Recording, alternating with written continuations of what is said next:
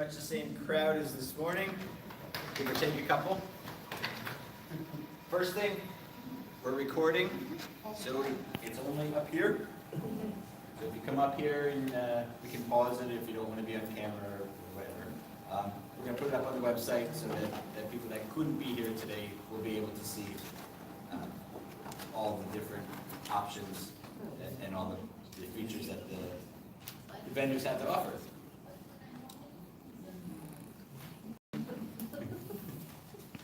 Behave.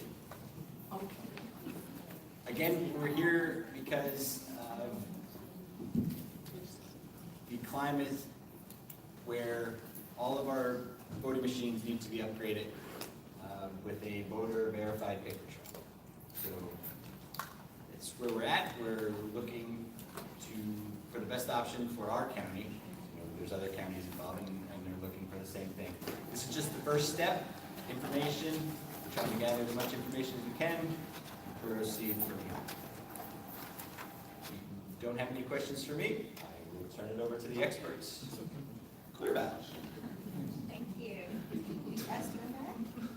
Everybody, thank you for coming. I know you already had a morning session. You're going to have a lot of information continually presented to you. So, and you also, I think a lot of you just ate lunch and you're digesting maybe your wonderful meal, but give us an equal shot, okay? I'm Russ Dawson. I represent Electech. I'm here in an alliance with the Clear Ballot group out of Boston. Clear Ballot is bringing the balloting and vote tabulation solution. Option 2, Lehigh County. Electech is headquartered in just north of Philadelphia in Mount Holly, New Jersey. It's a technology, service, and support company, about almost 30 years old. Very steeped in Commonwealth election management and support, including populous counties like Lehigh, Bucks, Berks, Delaware. We've got representatives from Monroe.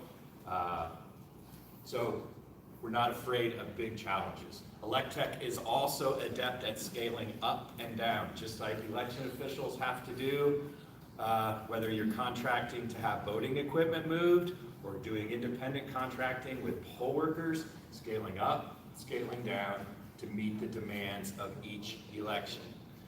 We'll go into some of the specifics of what Electech can offer to Lehigh County to make elections run more efficiently, more secure, and more transparently.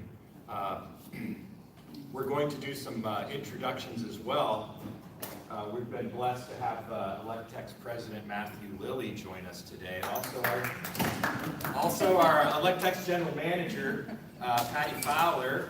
Some of you might know her. We're going to do some individual introductions of who we are without boring you. Before we do that, what I would invite each of you to think of, because we're going to go around the room and have you introduce yourselves, is think of one thing, one or two things. Why are you here? Okay? All of you probably have an individual reason. Why are you here?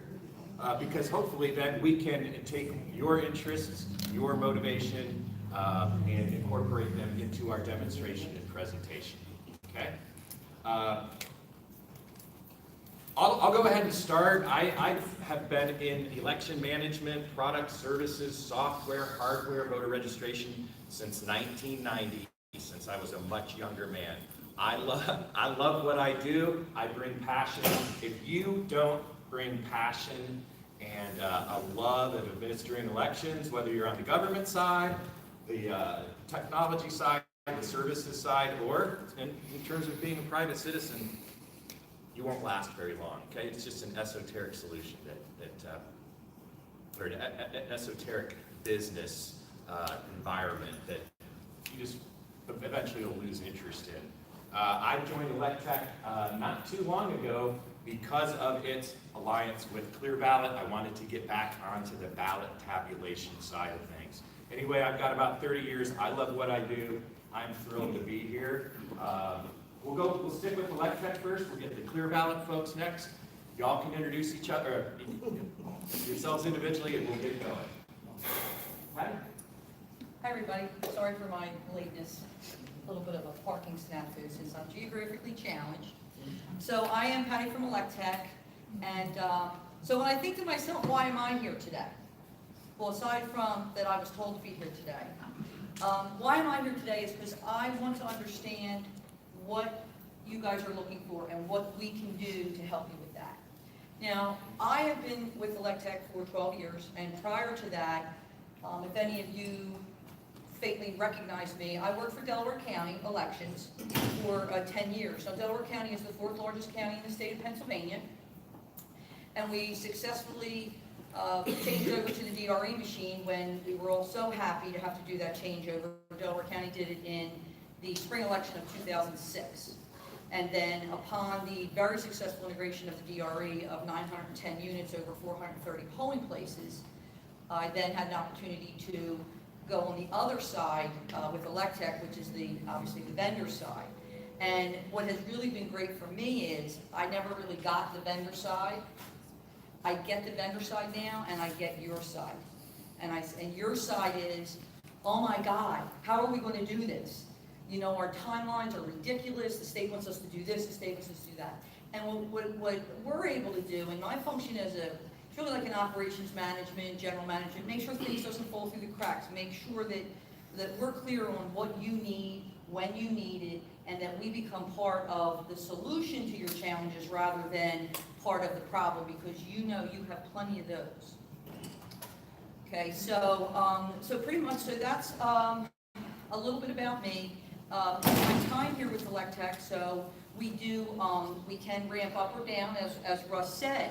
We have smaller counties that we can do, and then we can ramp up for something as large as the city of Philadelphia with over 1,600 precincts. So we have the ability to ramp up or down to fulfill whatever your needs are. And one of the things that we really like to do to differentiate us is, you know, I know in my experience, sometimes in dealing with whatever type of company it's like, did you ever call Verizon and you want to find out something and you got to talk to this person? And you got to talk to this person. Oh no, you got to talk to this person. We don't do that. We have, okay, Flo, whatever your problem is, you call me. Yeah, but Patty, what if, it doesn't matter what it is. It doesn't matter what it is. Patty, why is it raining today? Well, I don't know, Flo, that's what the weather people said it was going to do, right? You know. So we try to take your problems, we take them on, do what we can to get you your answer so that you can do what you're in the business of, whether it's voter registration, your election administration, whatever that is. So that's a little bit about me, and now, Matt? Wow. I'm the president and owner of Electech. So what you're seeing here gives you a window into our company. And we are elections people from the ground up. So some of us started as poll workers, like some of you in this room, and some of us started more on the operations side and the management side. I personally started as a poll worker up in Connecticut with the old lever machines and got the bug early. And it never left. That was in the late 80s, early 90s, and then in the mid-90s, I hooked on and became an integral member of Danaher Corporation. Danaher Corporation was part of the development of the first DRE back in the early 80s through Vita Root Company.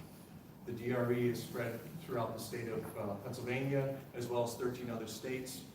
And I was a key member of that management and marketing team, and we went on, we were very successful, 13 states, 30,000 machines, hundreds and hundreds of thousands of elections have been on that equipment. So I've been blessed and transitioned from the manufacturing side to the service side. And I'm surrounded by really good people like Russ and Patty, wherever she went, and a whole host of others that work for us that are here today, but are an integral part of making us tick and solving problems and making sure that elections are executed on time and without issues. And that's what we're really, really, really good at. We also do about 100 private elections a year. It's a lot. Okay? We're always doing elections, whether that's one machine in one polling place or 10,000 machines in 10,000 polling places. So we run the whole gamut. We like what we do. We eat, breathe, and sleep elections. And we're very lucky to have found the next generation of technology with Clear Ballot. And that's what we're here to show you. We're really, really excited with that alliance. We're going to talk a lot about that. We like give and flow. Whatever is on your mind, please bring it up. You can stop us at any time and ask an important question that's important for whatever you are here for, if it's the appropriate time to ask a question, just raise your hand and ask a question. We can stop, address it. If the timing is a little off, we may say we'll get to that a little bit later in the presentation. Just be patient. We will absolutely get to every issue and every important part of the process. With that, I'll hand it off to Ingrid. Hi, thank you. Hi, everybody. I'm Ingrid Giordano. I'm the Regional Sales Manager and Government Relations Manager for Clear Ballot Group. We are based in Boston, Massachusetts. I live in Virginia, and I've been supporting jurisdictions around the country, states, counties, municipalities for about 26 years in elections. So I started with paper ballots, and then I moved into the electronic world of the touchscreens, and now back to paper. And so we're seeing this whole kind of full circle of technology in the elections community. And what we're going to share with you today is the power of our partnership between Clear Ballot with kind of the newest, most modern technology, and our partnership with Electech, which gives us very deep, very specific expertise here in Pennsylvania. Elections are different everywhere you go, from Alaska to Florida, California to Maine, are all different.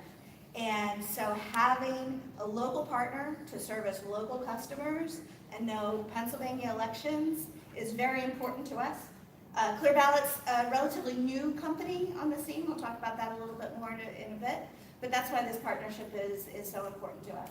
So we're thrilled to be here and thrilled to meet with counties all over Pennsylvania, and we're going to show you something kind of different. Spoiler alert, it's kind of different. It's modern, it's new, it's thinking outside the box, and I hope you like it. Here? My name is Keir Holden. I'm with Clear Ballot as well. I'm a sales engineer for our team. Very, very happy to be here. I've actually been in Lehigh County and worked in Lehigh County several times in a previous life. I've been doing something in elections since 1999, including sitting on the side of the desk that some of you sit on. I was elections director for a number of years in Ohio, so I'm right next door. Again, very pleased to be here. If I keel over during this presentation, it's nothing to be concerned about. The projector is blowing about 130 degrees on me. So just telling you, I'll be fine. Just give me some water or something. So it's great to be here, everybody. Thank you. If you don't mind, then I'll send it over to you. Give it to Russ to talk about Electech just a little bit. Can I see a show of hands of folks from Lehigh County, whether you're a judge or an interested voter, or so a lot of folks who you're looking at some new technology. Thank you.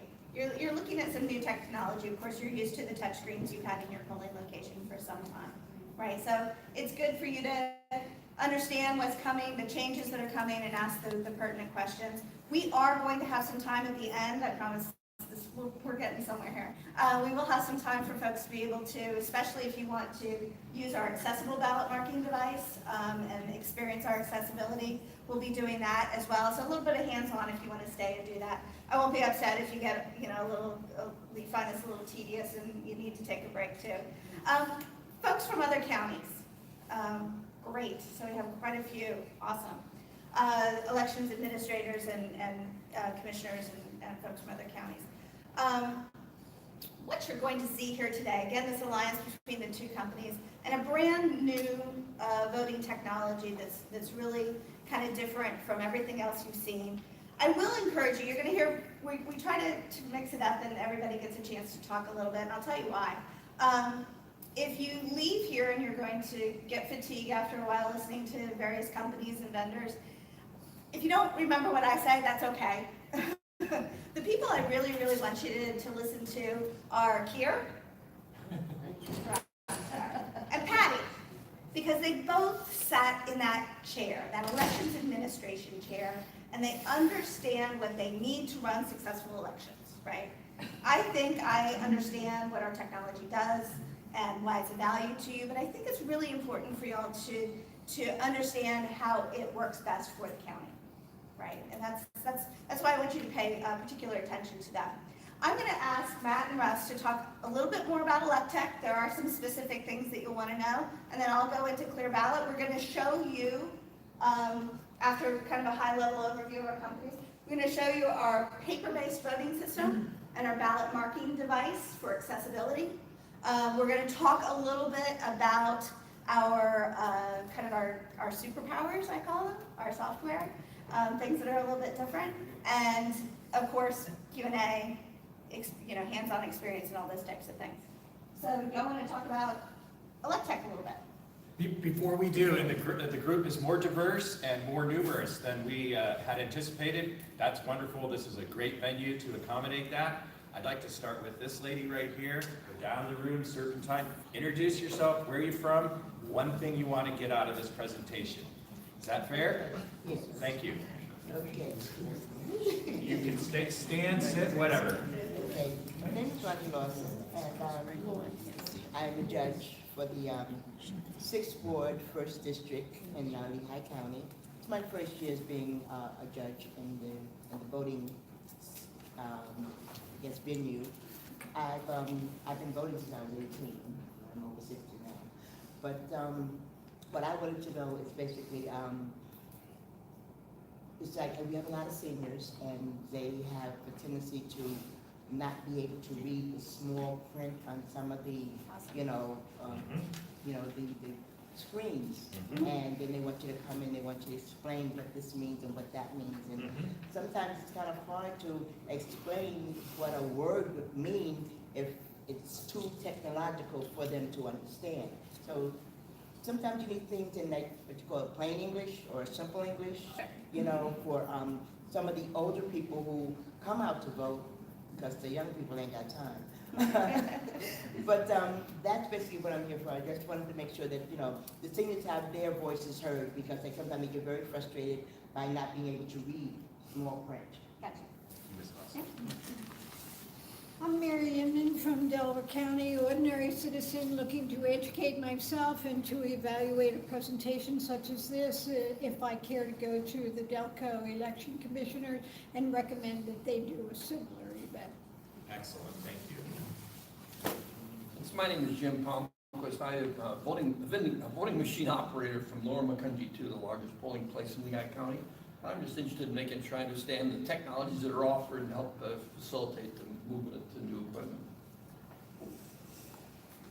Hi everyone, I'm Susan Keller. I'm the judge of election for Lower Macungie 2, which is, as Jim said, the largest voting district in the county. We have over 4,200 people, and at the last presidential election had over 3,600 people come in and vote that day. Wow.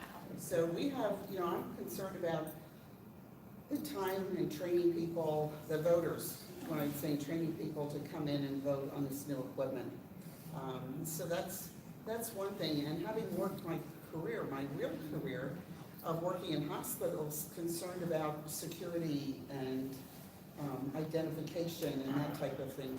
So that's another big concern of mine, how we process people through and keep it all secure. I'm Sarah. I'm from Monroe County, the Director of Elections, and I'm here basically for the next couple days with Tim, and just want to see my options for the different machines. I'm Florence. I'm from Wyoming County. I'm also an election director, and I'm here to get a basic understanding of the technology and where the county's going to go moving forward.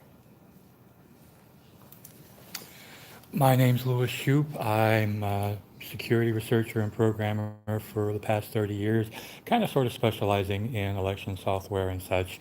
I also led the recount here in Lehigh County back in 2016, and it's my understanding that this particular company favors open source software, and I'm curious to know more about that.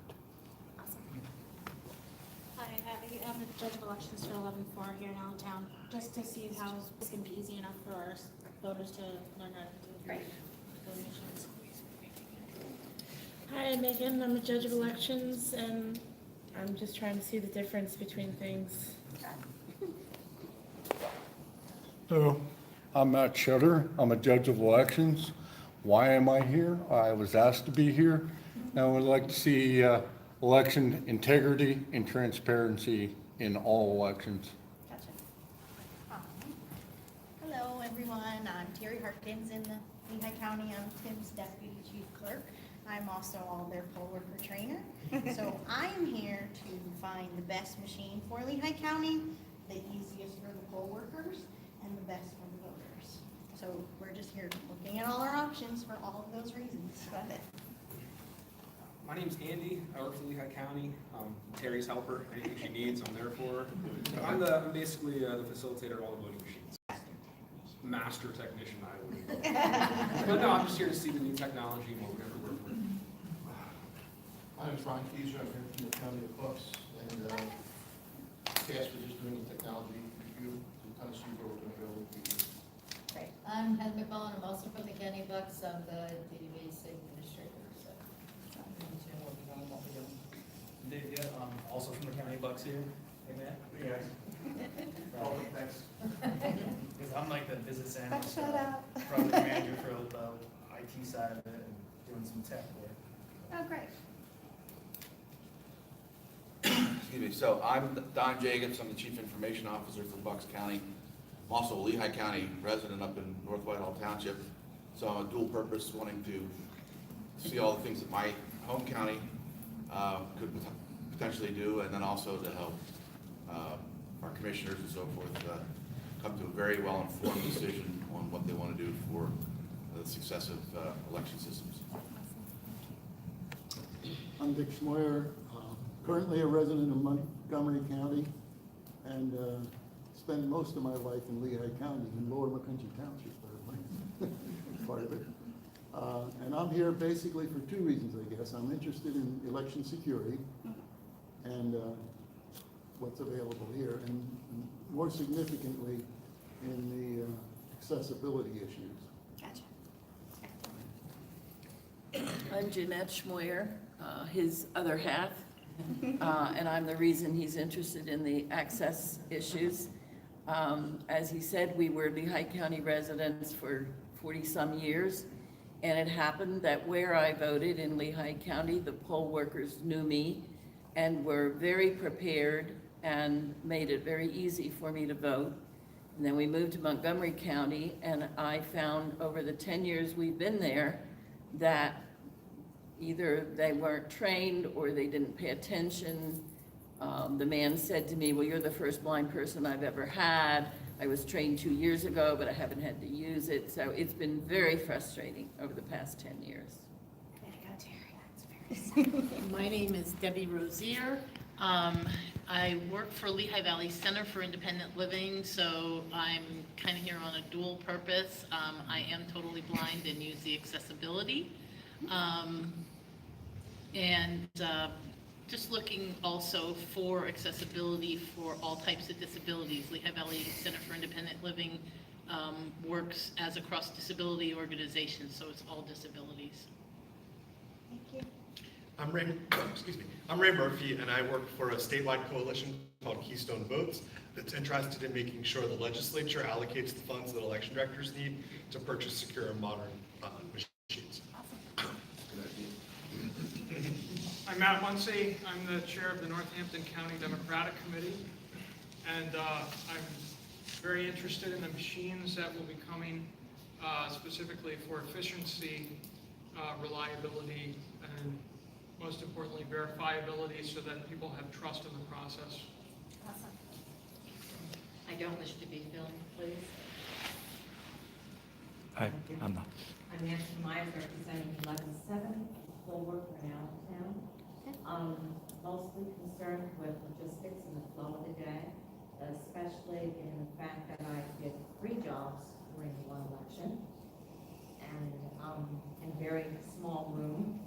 So again, I'm very concerned about the flow logistics as presented by each one of these machines. Got it. My name is Natalie Crawley. I'm from Bucks County, and I'm interested in the voting process. Awesome. I'm Janice Hobbs Flecchio, and I'm also from Bucks. I work in the polls, and I'm very interested in election integrity.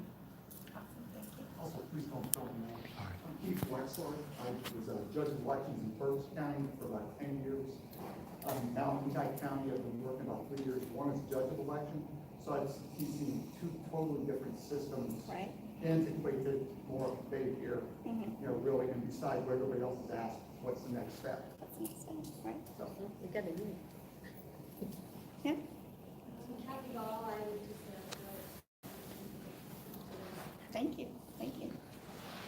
Okay, that's obviously everybody has a little bit different perspective and things that you want to see. I did hear a couple of things that I want to address up front, and actually from two judges here in the county about the flow. And I think we're going to address that with the voting system and kind of make certain assumptions about how we think a paper-based system will work in your polling locations. But I also want to always defer to Tim and his team to be the final word on how that process works, right? Because it's our position and it's our job to give everyone tools to be successful and run a successful election. But when it comes to very specific procedures, I don't want to make any assumptions or go too far out of the procedure that I should. Okay, so just please don't be offended if I don't have a very precise answer for that. Okay. Matt, Russ, you want to talk about ElecTech a little bit? Sure. That was wonderful. I know that you all really want to dive into the system. We started a few minutes late, but I think that's hugely valuable. I'm hearing accessibility. I'm hearing processing voters, voter friendliness, and security. I'm hearing logistics. I'm hearing transparency. You all are hitting all of the pillars of what makes elections successful, trusted by the voters, transparent, etc. We are going to address those things. Accessibility in terms of just large print and common usage of words rather than double speak and things. Here can show you how our clear design system allows county administrators to actually insert custom verbiage so that it'll make it more poll worker friendly and whatnot. Let's talk a little bit about ElecTech. Founded in 1981. Matt spoke, President Matthew Lilly spoke a little bit about it. I spoke a little bit about it. Public and private sector elections, union elections that can be very contentious for a variety of reasons. Big populous counties, big databases, and et cetera. Kira, let's keep going. Matt. Yeah, sure. Along those lines, there's a lot, big and small, we kind of have the same concerns. Security, integrity, transparency, resiliency, that's what we're really, really good at. Large jurisdictions, small jurisdictions. We've got a core of 100 election technicians that we execute elections with day in, day out, week in, week out, year in, year out. We've ramped up for large projects with up to 3,500 people. We train 30,000 poll workers every year. So we're really good at it. We understand what your concerns are. We're very hands-on, we're very methodical, and we break it down to a simplistic form. Because we find that works. ABC, 1, 2, 3. Open it up, plug it in, turn it on. Real simple stuff. We work with all voting technologies on a support basis, and as I said earlier, I'm blessed to have dedicated voting industry people that work for us. Some of the company we keep, Commonwealth of Virginia, that is electronic poll books deployed throughout the state, 133 counties, 8,000 poll books since 2006. If you want to jump in here a little bit, state of Delaware, statewide DRE deployment since 1995. So what you have here is a lot of longevity. Customers stay with us for a long time.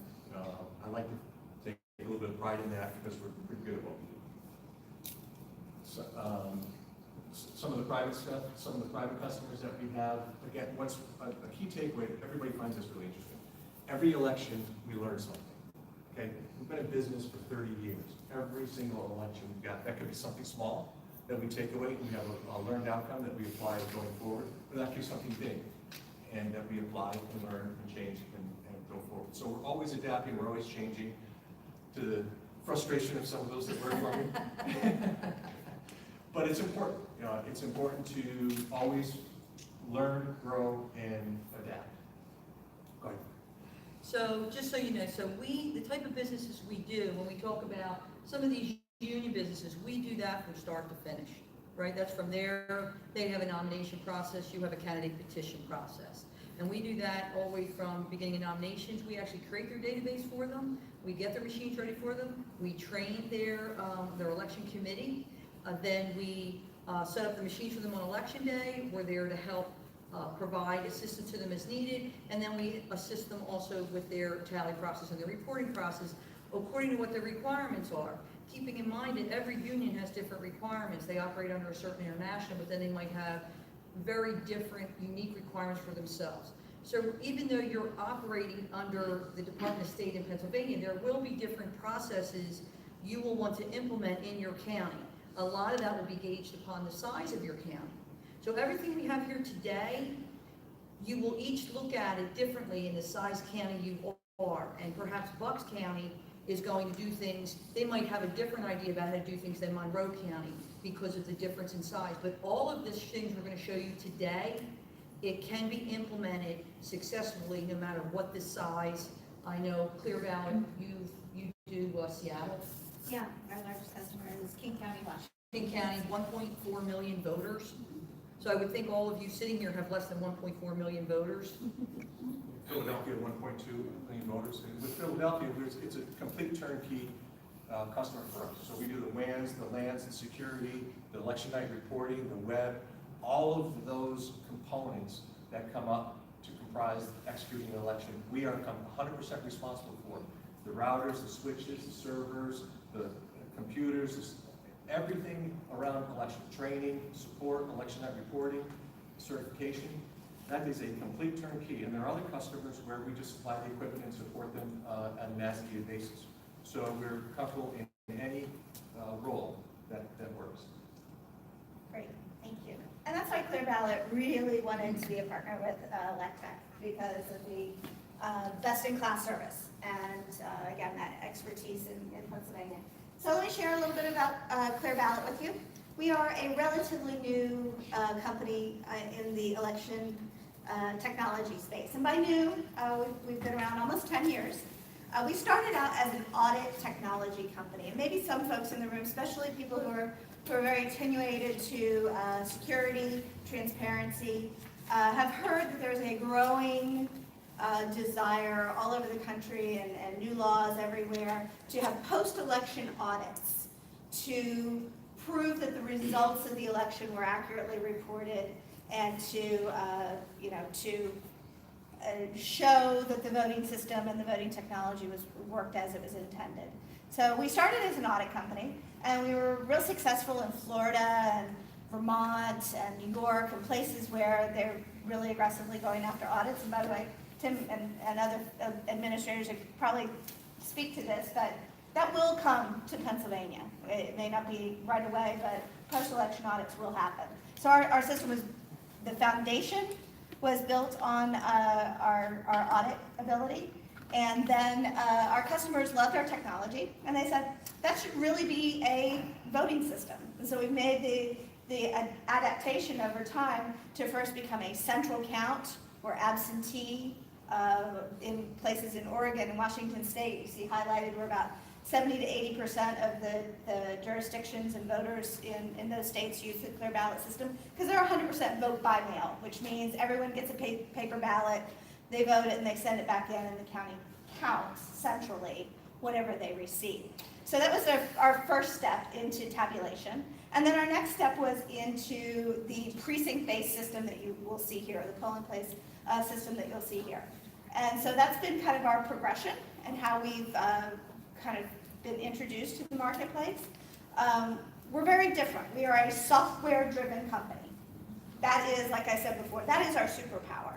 Our software is, we do all of our tabulation off of high-quality ballot images, and it is our goal to make a very simple system work for the county, work for poll workers and judges, and work for voters. Because the more complex the system is, oftentimes it can be fraught with potential errors, right? So we're trying to make a very, very simple system and rely on the power of our software to make us a better voting system. So you can see where we've been, you can see where our customers are. Like I said, Vermont, New York, Maryland, we do the 100% post-election audit of 100% of the ballots in Maryland in 2016. That was about 4.6 million ballot images that we tabulated.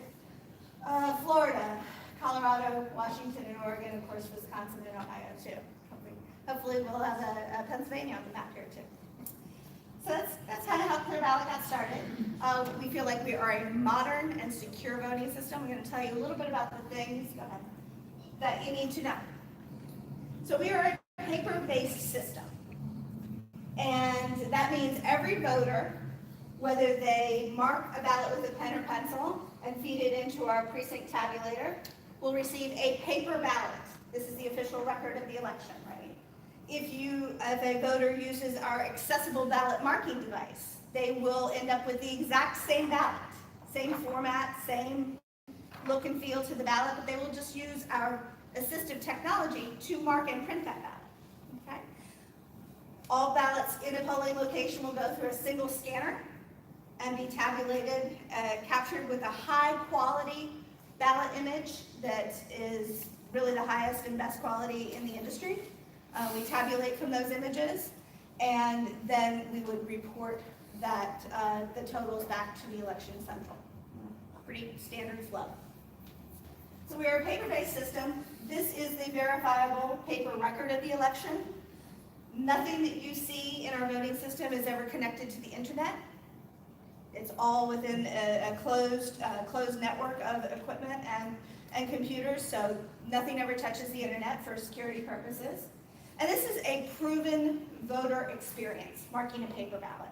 I noticed some folks who've been using touchscreens or DREs for some time, it feels like it's a little bit new. In fact, I hear some people say, well, this is a step backwards, right? But truthfully, most of the country is voting on a paper-based system these days, and that's growing even more and more every day. And it is a proven system that voters can adapt to. And of course, with the accessible ballot marking device, which we'll talk quite a bit about that, it really gives that easy management process to the entire paper-based experience. It's our goal when transitioning from an electronic system to paper to mitigate the fears, which are, how am I going to manage all those pieces of paper? We try to handle those as little as possible. We try to make it easy for the voter. And one of the ways we do that is by using off-the-shelf components of our voting system. Again, a simple solution using components of our voting system that are commercially available, off-the-shelf components, and easily upgradable over time. So Kira and I were talking about this morning, you know, we've been doing this for quite some time. We've been in the elections industry for some time, and there's always been a practice within the technology community to build a voting system that's going to last maybe 10, 12, 15 years, and then all of that hardware that was purpose-built for that process gets old.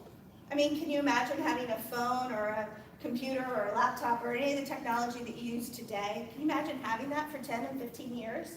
Technology gets old, right? But the problem with that is that it's never been very easily upgradable. We have designed our system to be the core software that can be changed over time, and using off-the-shelf components, even in our purpose-built tabulator.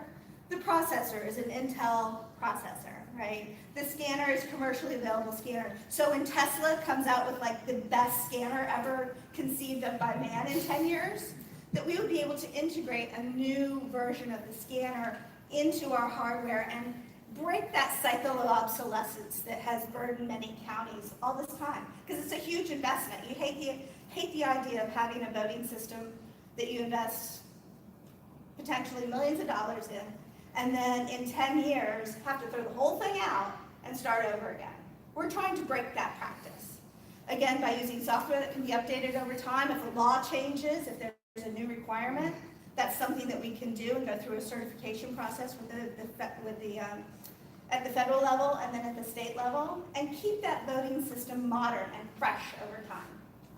And making it simple also gives us that ability and makes it a simple process for poll workers and judges, for voters, so that it is a transparent transition for them, right? It may be a big change, maybe a new scanner or a new battery technology or something fun like that, but it will increase the life of the voting system over time. So that's kind of our principle, our guiding principle to our design. The accessibility device that we'll show you today, it's all off-the-shelf components. We source our touchscreen from Dell. We have an Oki Data printer that is, of course, the printer we've chosen to certify for now because it's the best one for this purpose. But over time, we may be able to switch that out to something smaller, newer, fresher, and keep the county with the best technology that's available. Okay? So that's kind of the idea of our system. It's easy programming. We're going to show you the best ballot programming tools and software in the industry. We have a very nimble and flexible ballot format. Like I said, we have the best commercial scanning in the industry also. When we did that central tabulation I talked about in Oregon and Washington, we use scanners that are this big, literally the size of a loaf of bread, to a scanner that's 12 feet long and can do 20 to 30,000 ballots an hour. We're very flexible with our ability to scan both our ballots and the speed with which we do it. So we took that same principle with the high quality commercial scanning and put that into our precinct tabulator as well. So we capture a super high quality image. What that does is it makes us more accurate. We capture more votes and more voter intent from the voter marked ballots than any other system. Okay. We're going to show you just a little bit of a preview of, like I said, our superpower. Our ability to capture that high resolution image, and I'm going to have Kier just show for a moment, go to the next screen, how we tabulate on those high quality images. What we do is we take in the scanner, however the ballot is scanned, we, at the precinct or centrally, we capture that high quality image and we present that data. We organize the data and we present it to the election administrator so you can see not only the entire ballot, but down to each individual contest, down to each individual oval. And we rank the quality of the marks that the voter creates in terms of its confidence. A really well filled in oval on a ballot is an obvious vote for a candidate or an issue. Sometimes voters don't follow instructions, which you'll find certainly going from an electronic system to a paper-based system. They'll make check marks, X marks, things like that. And we present all of that to you. So as an election administrator, if you have very close contests, which we seem to have more and more all the time, you can actually be able to discern where the anomalies are, where the mistakes voters might have made. So bringing all of those needles in the haystack to the surface for review. What it does is we display it in the order of confidence, the voter mark, and it's really showing voter intent in a visual way. That's why we call it vote visualization. Kier, you want to give them an example of that a little bit? Sure.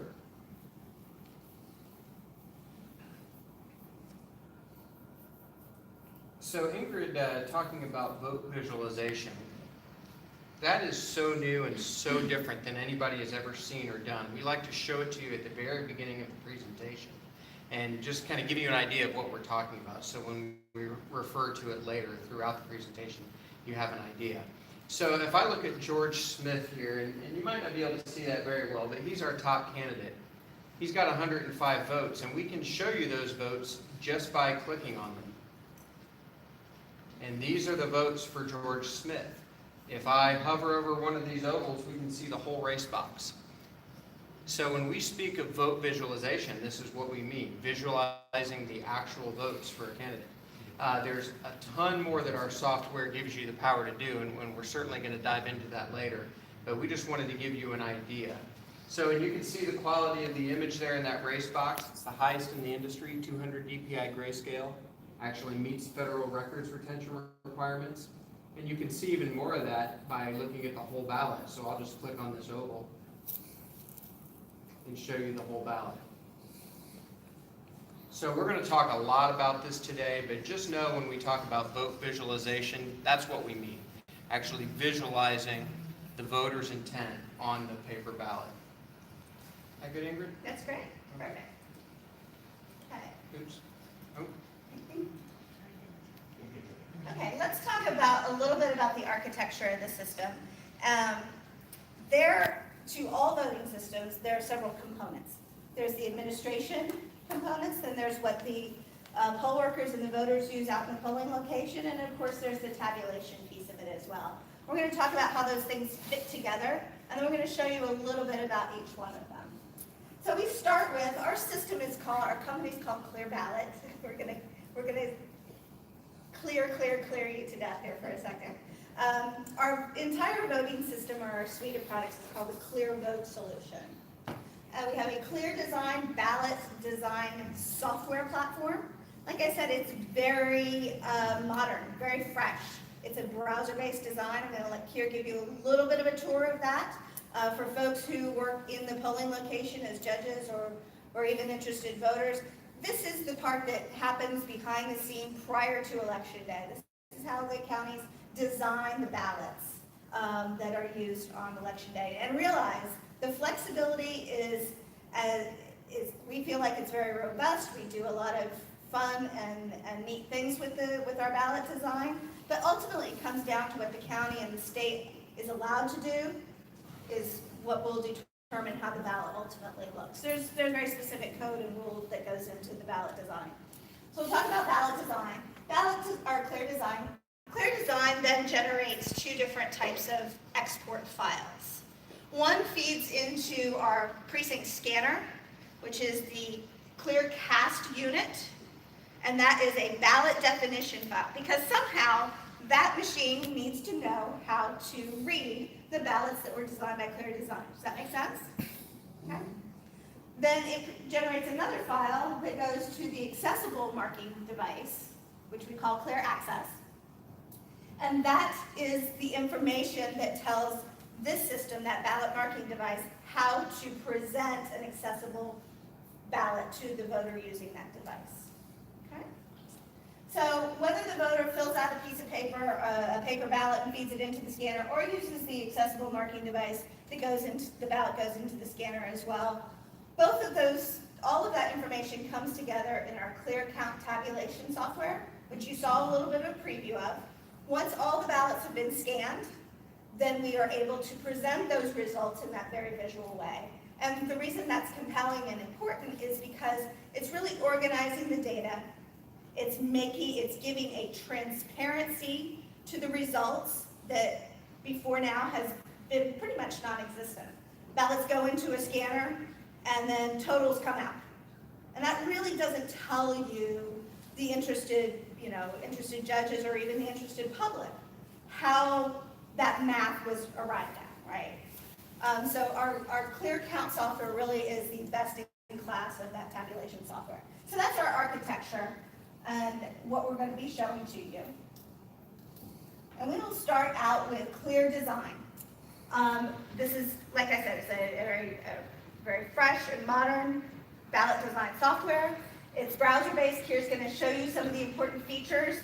What is very important to many counties, many of our customers today, is that we are able to take ballot information that may come from a file from the state or may come from a candidate filing software system that you have in your county. But we can take the data that you've already proofed and generated, and we can import that easily into our Clear Design software.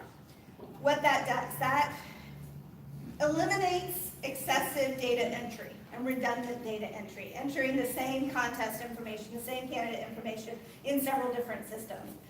What does less data entry mean? That means fewer mistakes, fewer things that you have to prove. So that has been a growing demand in the elections community for many years. And as the foundation of our Clear Design system, we focused on that. And most of our customers, especially in the western states, they import their state data straight into Clear Design, and within just a few moments, their ballot artwork, at least the first draft of it, is generated, and they can focus on the details, which is really, really what they want to focus on at that point, right?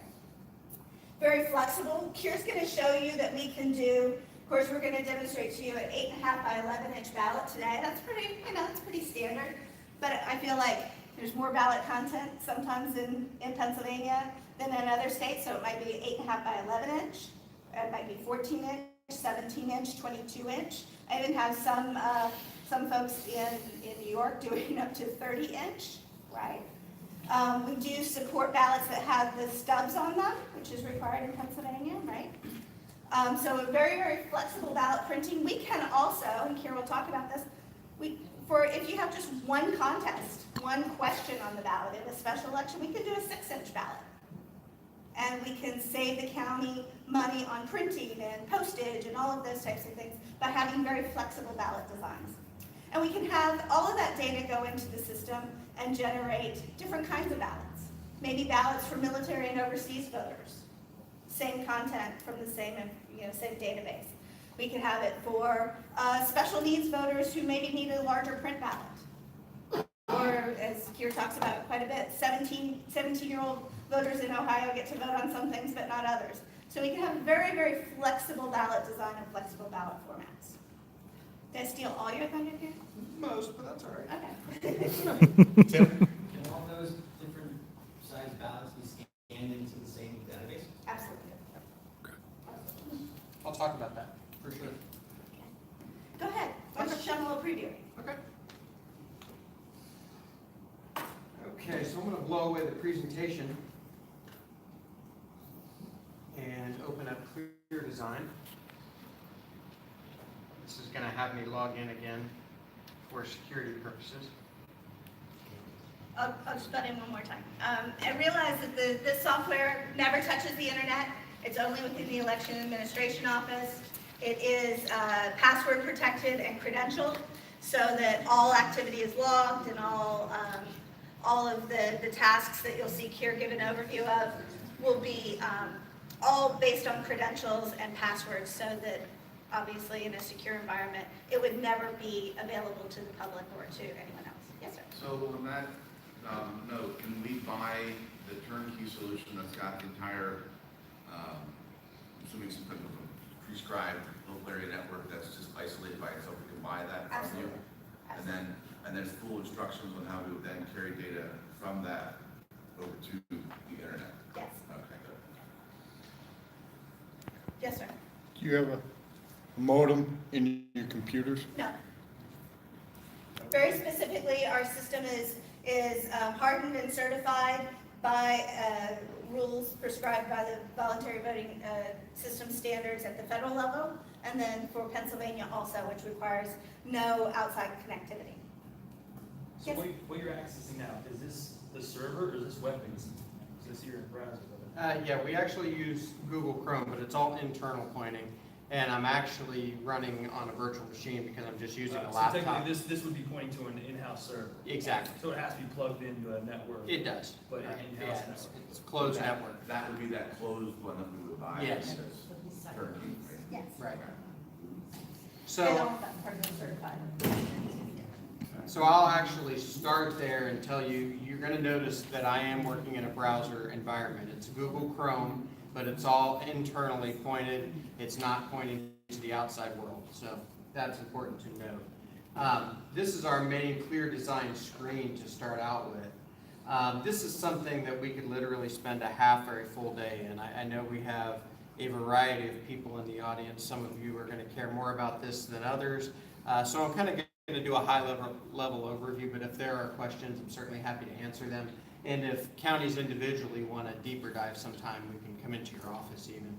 So I'll keep this high level for the purposes of this because, again, we could spend half a day in here.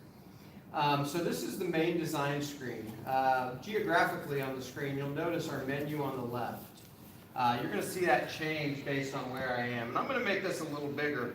One of the advantages of being a software-based system and using tools like Google Chrome is we get all those features that you can use on your internet, on your computer. So I can just make that bigger just by touching Control Plus a time or two. So you'll see the menu on the left change. You'll see the breadcrumb trail at the top expand and contract based on where I am in the software. So you can always go back a level very easily if you want to. I'm on my elections tab here, so these are the elections that I happen to have on this particular version of design. So I'm just going to click on one of those and go into it. And you'll see a main screen that has things like the name of the election. I have this named as a demo election, but whatever your naming convention is, so that the county folks in the room, I'm sure you have a standard naming convention you use. You know, that might be Lehigh County General 2017 or something like that. Your naming convention will work, whatever you currently use. You'll see things like the election date, the last edit. We log everything by user. We can always go back to those logs and see who did something and what time and date and stamp that they did that. The election state is kind of cool. We actually protect you from doing something that might mess up where you are in election. So maybe you've already got your ballots printed. Your election state will change, so you can't do anything that might mess up that printing. Now, you can always go back and undo it if you have to, but we'll kind of help you protect yourself from making any changes that might negatively impact you. While we're here, I'm going to click on Reports. As you're building your election, you're going to have some proofing to do to make sure your election is ready to go. We have nearly 80 reports native to the system, which is fairly typical. You're able to get reports from a lot of the different systems. I personally like the fact that we give you the ability to generate those in PDF or HTML or even a CSV. Maybe a particular report you'd like to open up in Excel and manipulate some of the data. We'll offer you different ways to view that data, controlling text sizes and things like that. So this is an internal tool for the elections office in order to facilitate with the building of the election. Yes? Within this, is there any type of thing as far as payroll goes? I'm just trying to compare it to some systems that we use. Typically, a payroll would be a function of a voter registration system where poll workers would be tracked, and we're actually the tabulation side. Now, we can certainly generate reports that reflect precincts and locations, so if that helps you at all facilitate some of those payroll things, we can certainly probably help with that. And if the county has specific reports that they require, then do you customize them, or is there the ability for people like in IT or some other thing to be able to create and work on reports? We can add custom reports if there's something that's not available. I think with nearly 80 of them, we probably have something that would work, but if not, we can work with you on that. But this is all subject to certification, and in Pennsylvania, both federal and state certification.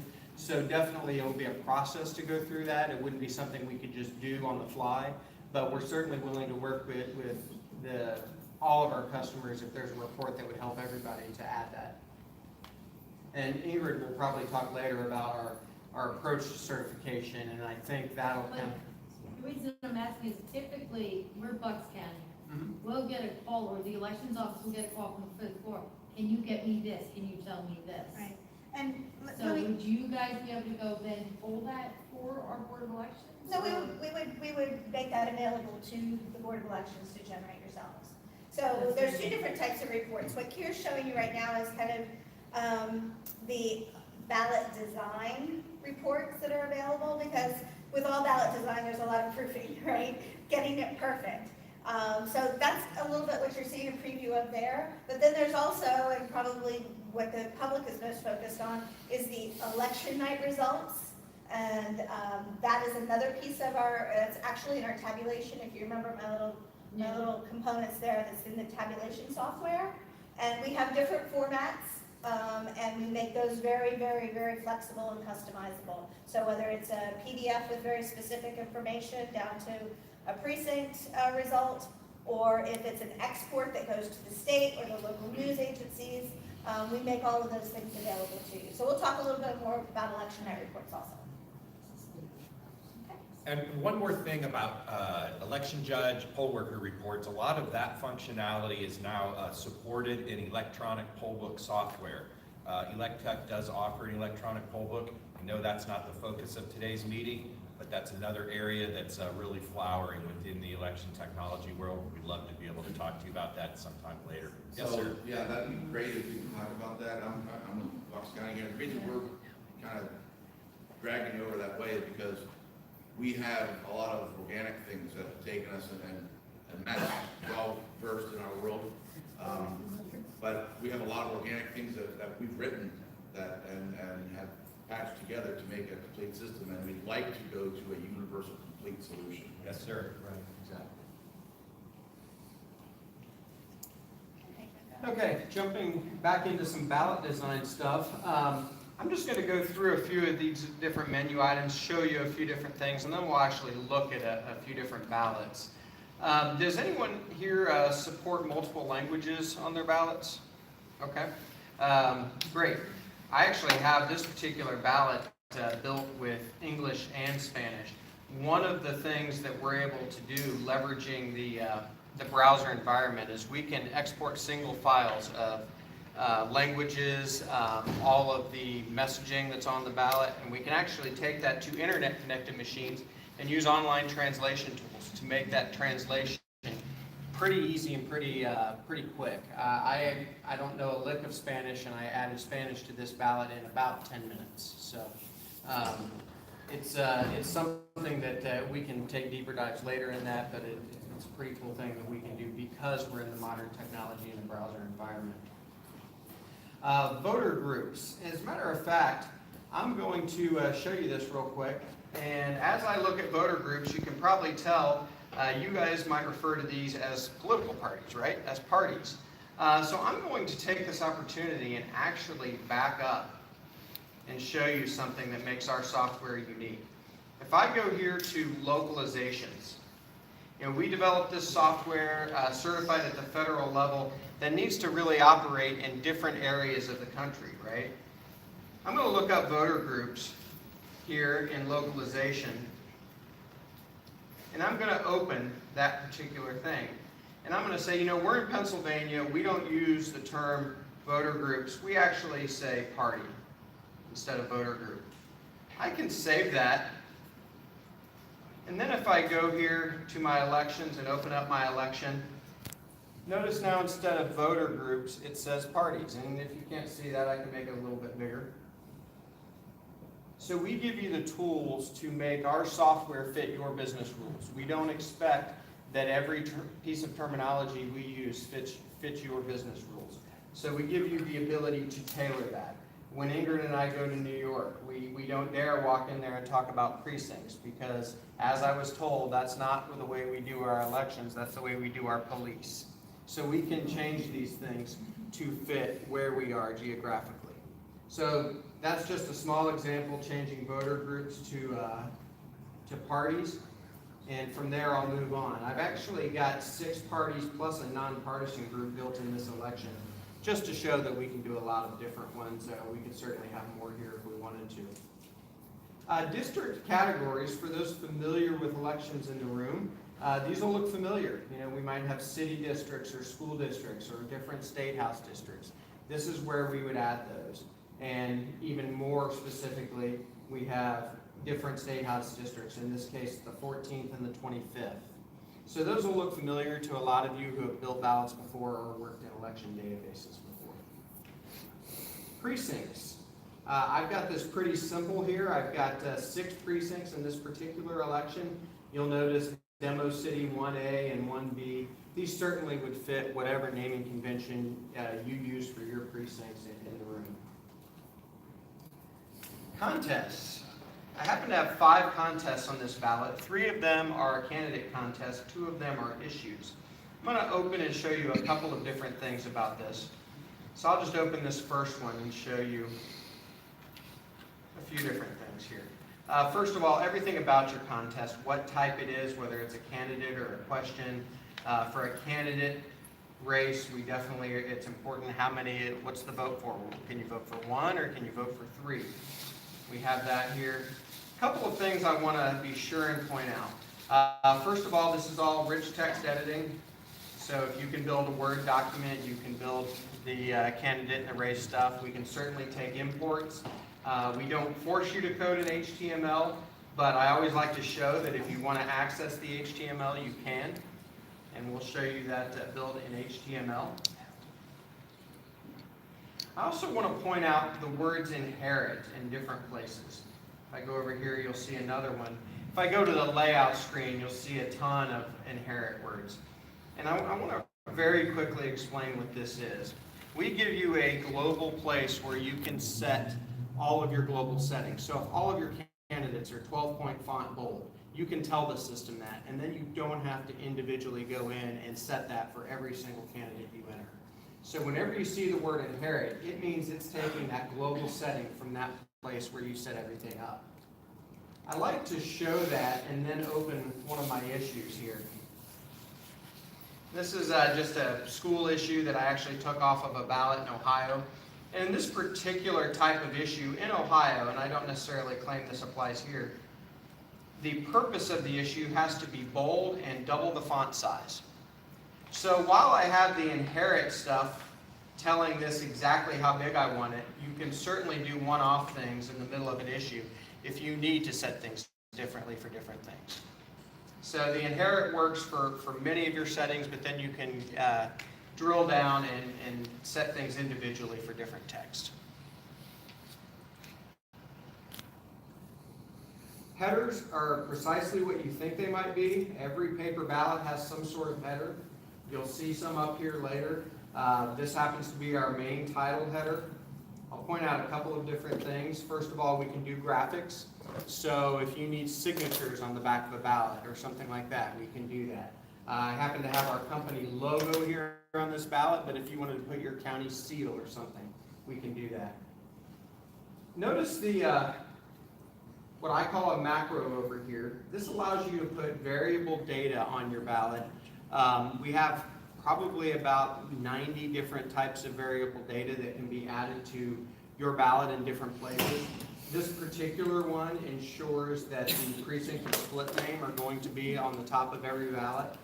So you don't have to individually add that. It just takes from your relational database and adds it.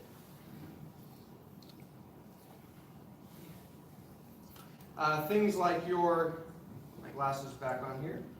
Things like your ballot stubs can be built here in your headers. So in this one, I actually have a double stub with consecutive number that can be numbered by a printer, and also that macro as well. So this is just an example of a built stub, but I know that stubs in Pennsylvania are necessary. We can customize those if you wanted to use a barcode and then maybe have your electronic poll book scan that. That's certainly something that can be done. We talked a little bit about the different sizes of ballots and the fact that they can be used. And this is where these are built in ballot sets. I actually have 4 different types of ballots built in this single election. We've got the standard ballot, that's the 8.5 by 11. Notice the size here. And for this, I can make this a little bit bigger. That's probably a little too big. Then I've got an issues only ballot. So in a primary, if you have an option for a voter where they don't necessarily need or have to vote on candidates, you could have an issues only ballot that just had the issues. In this case, it's only 6 inches.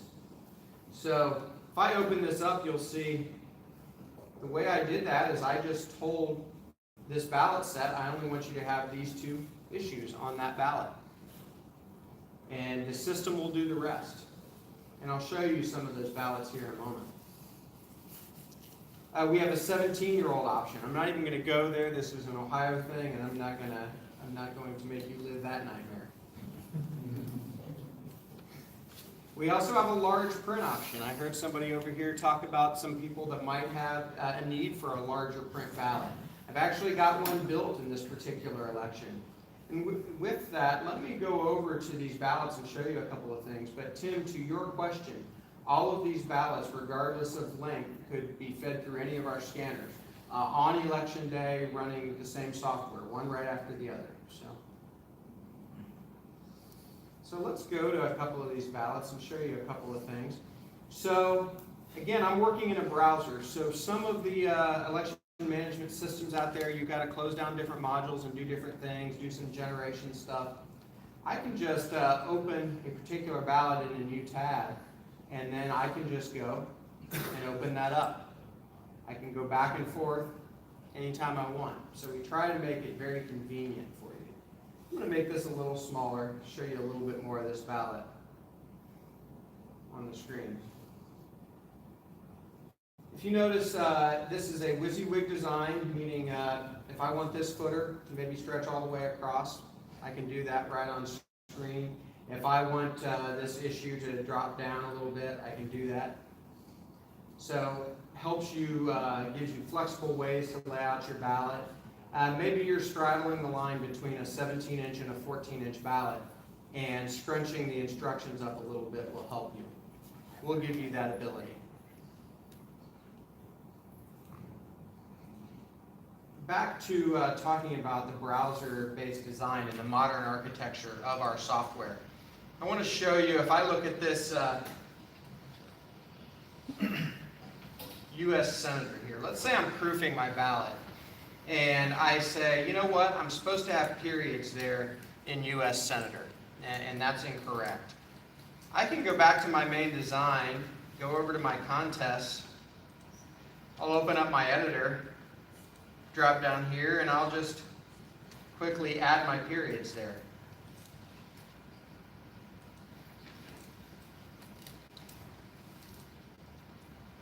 I'll just go back to that tab, and remember I'm in a browser, so I'll just refresh that.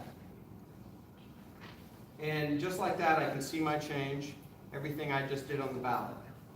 I made that a very simple example, but that could have been anything from altering the instructions to altering language in the issue. I could have done that same way. So when Ingrid and I talk about the perception of this going back to paper, this is the kind of thing that we present as our argument. We're utilizing paper, but our technology is state-of-the-art and very new. So a couple of our other ballots we talked about, and I won't spend a ton of time here, but we talked about our smaller ballot. We also talked about our large print ballot. And these are just ideas. I'm not saying you have to do it this way. There might be 100 different things you can do with ballot sets in your particular situation, but we give you those options. So there's our shorter ballot. Here's our larger print ballot that we talked about for a voter that might help them see the ballot better. So those are options that you have.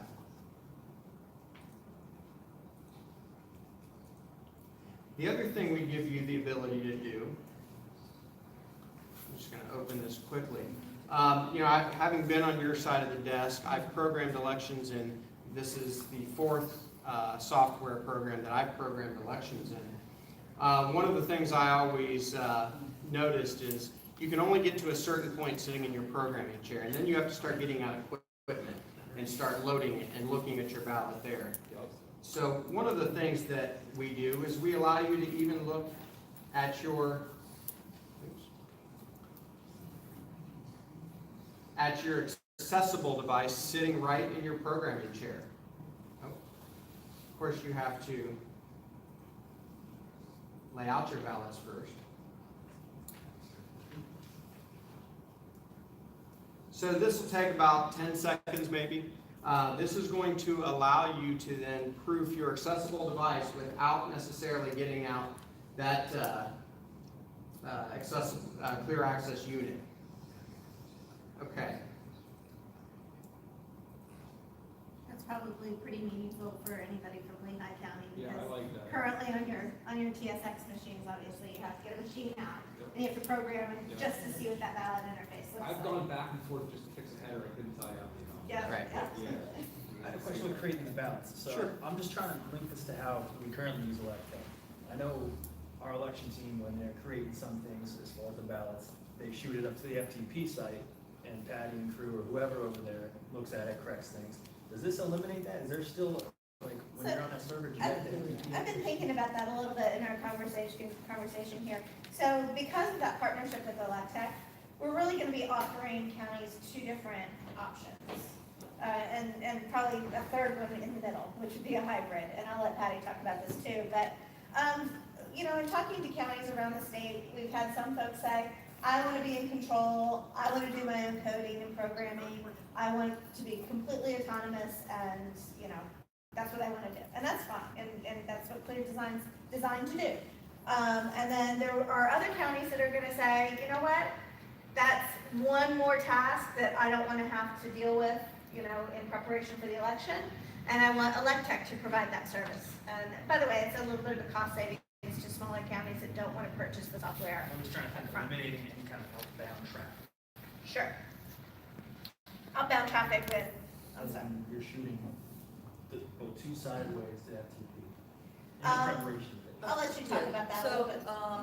So Dave, so the purpose of you, you're not required to send Electech your database. That's a service that we provide as part of quality assurance check. We are not doing your proofreading of data and making sure everything is where everything's spelled correctly, everything is linked correctly. What we're doing is we're running through a full cycle process to say the database as it stands right now, if we program ballots and cartridges, those ballots and cartridges can be put on the machine, they can be voted on, the results then are transmitted onto the voting tapes in the correct way.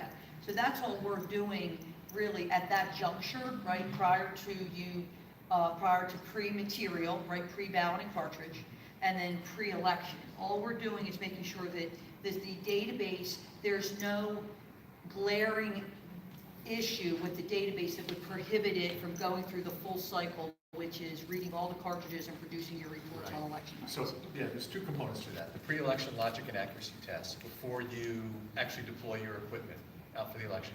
And then there's a pre-material test before you actually create all your materials, ballots, cartridges, and whatnot. So we do integrity tests to ensure that there's no inherent issue that could cause problems downstream. So we want to catch it before you build your materials to help save you issues downstream. Right, so Basically, there's that's what things it's in the designed. back end of the database that obviously we can't, you can't see. So is there more of a streamlined process now when we use Clear Design? Because this is looking great. Yes, yes, exactly. Yeah, and that's part of the beauty of it. Now, if you guys want to build some, checks and balances in there with Electric, we're happy to provide that, but you would be in no way required, you're not required to do that now. And with this portal, do we need to use Chrome, or is that because you don't really need Java, or is Java installed? I'm just thinking. Why? You need to use Chrome because the certification issue, that's what it's certified in. So. Back left it? Yeah, I got here a little late. That scares me seeing the printer up there in that paper. Is that going to be tied into the voting? That we're going to need a printer after voting? That's part of our clear access unit, which we're going to go through soup to nuts here in a moment. So maybe it'll make sense to you when we're yeah. blanks there. So very quickly, and I'll get the screen off, but this is our accessible ballot. Allows you to interact with it. Again, so you don't have to get out a piece of equipment to look at everything.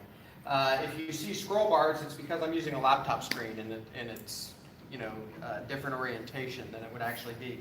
Those are automatically built if they're needed. You won't even see those when you actually vote on the accessible unit. Again, allows you to go through every portion and piece of your ballot without leaving your programming chair, whether that's done with, in your office or through a vendor like Electech. Which OS is it certified in? Windows 10? We actually use Linux servers, and then our workstations are Windows 10 Pro, I believe. I'll check them. What happens when Windows 10 is no longer compliant? Well, our goal, and Ingrid will talk about this, and if you want to. Sorry if I'm jumping questions too late. No, that's all right. That's what you're for. And not to dive too deeply into it just this moment, but with every change to the voting system or any upgrade over time, certification is required. That's how things are in Pennsylvania. So it's federal certification and then Pennsylvania certification for each release that we bring to market. Anybody who has purchased our software is under a license agreement to receive updates automatically over time. And we are currently on about a 6 to 9 month upgrade cycle, which means we will do a new release every 6 to 9 months with. How are those applied? I'm sorry? How are those applied, those updates? Are they provided as like a batch file via email and we do it? Well, it wouldn't be by email. It would be installed by the. Just the way we do it now, same process we do today. You guys Um, on but- site or? Yeah. But just to touch on that, so it requires that we have to go through federal certification and accredited test lab testing process. And then once that's completed, we go through that same process with Pennsylvania. So at that time, we have an organized process by which we update all of the systems in the field. So that would be one by one, and there's no like quick push like a global. There's not. no. That, I mean, for security, I mean, we're all concerned about security.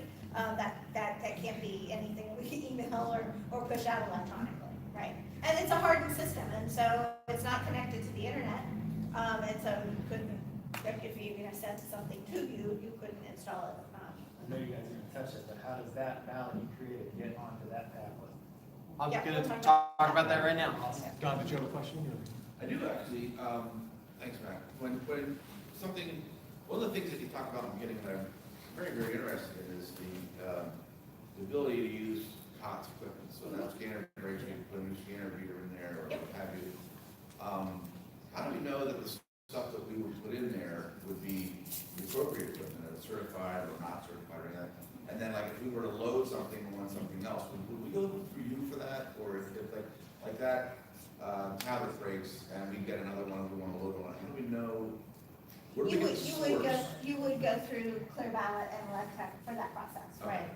Because even though it is off the shelf, there are protocols to installation and hardening that is not off the shelf. Like, Right. I have heard other people in our community say, oh, well, you just go down to Best Buy and buy a new this or a new that, and that's misrepresenting commercial off-the-shelf technology a little bit. And that's one of the things I said out at Pittsburgh too. They were talking about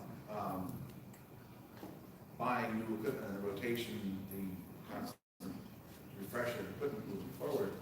And I said, is there going to be, I asked the people from the federal government, is there going to be some type of a guidance of here's how you get it from A, here's how you reload a system, or here's how you get it from the isolated system out to the world, and they said that they weren't going to give us any of that. That all comes from each vendor. And it does have to come from each vendor. So, we go through a process of creating a test case for the labs to test against. And then once certified, then we collaborate with our individual customers on what that secure process looks like, right? To ensure integrity of exactly what is certified is what is. Because that's what we're looking for. Right, We right, don't right. want to leave anything to chance. Right.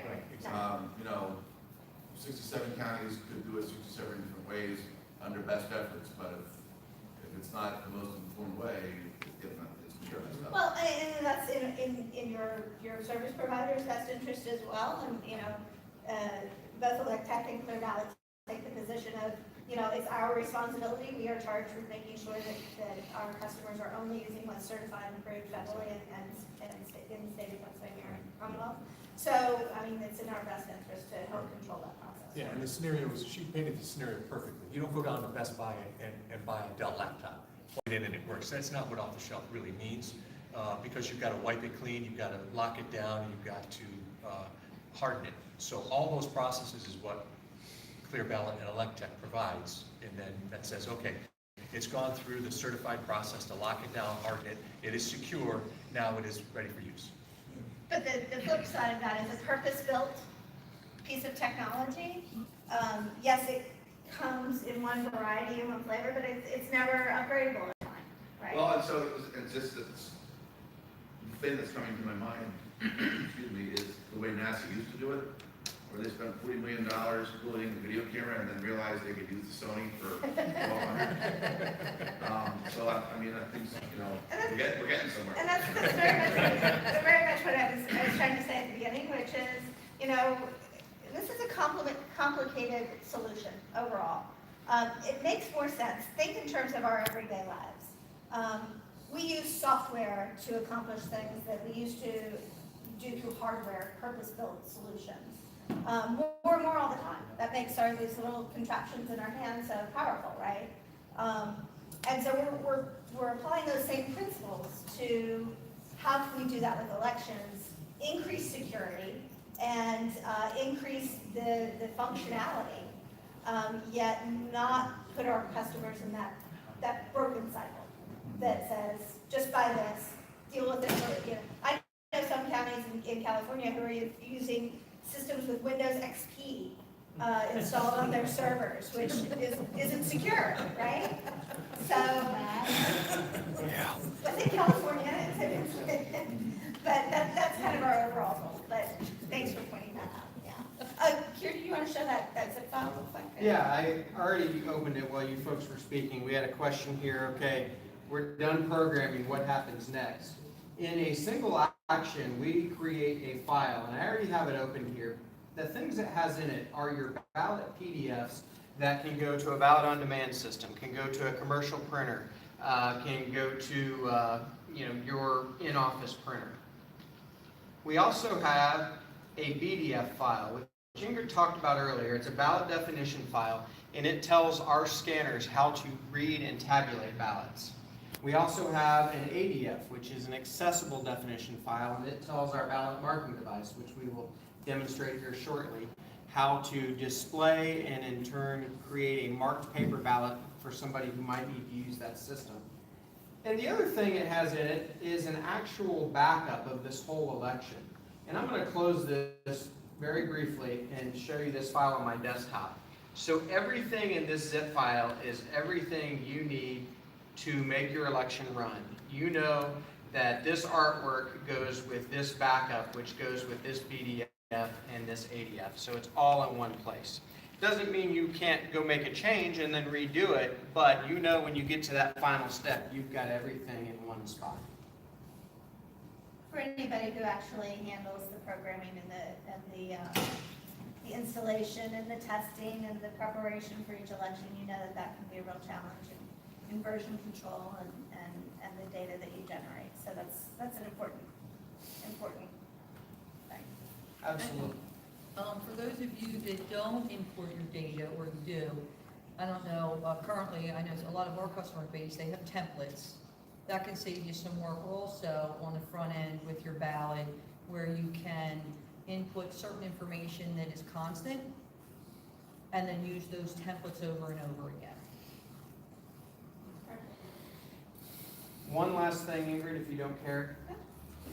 So the other thing we give you complete control over, and you'll see some of this later, is all of the messaging that is on our ballot marking device and our scanners. So any message you read there, whether it's the nature of the warning for an overvote, you have control over that text. So maybe you don't like the default, maybe you want to change the wording. Maybe at the end of your ballot you want to say, thank you for voting Lehigh County elections, or something like that. You can change all of that. You have complete control over it. And it's much like the localizations, where I changed voter group to parties. Works the same way. You find that text, you can search on it, and you can change that word. So all of that is done in clear design. Can I copy that over to the next election? Yes. Yeah, and that's all there by default already, so you don't even have to do that. But yeah, but things like that you can. My current is kind of like this, but when I start the election, it asks me, do you want a copy of previous election? So I can go back to the last. We have a very government similar election, process for that, and yes. yeah. So you can start, at a good spot to hit the ground running. Yeah, you can do that. Now, Flo, how many precincts do you have?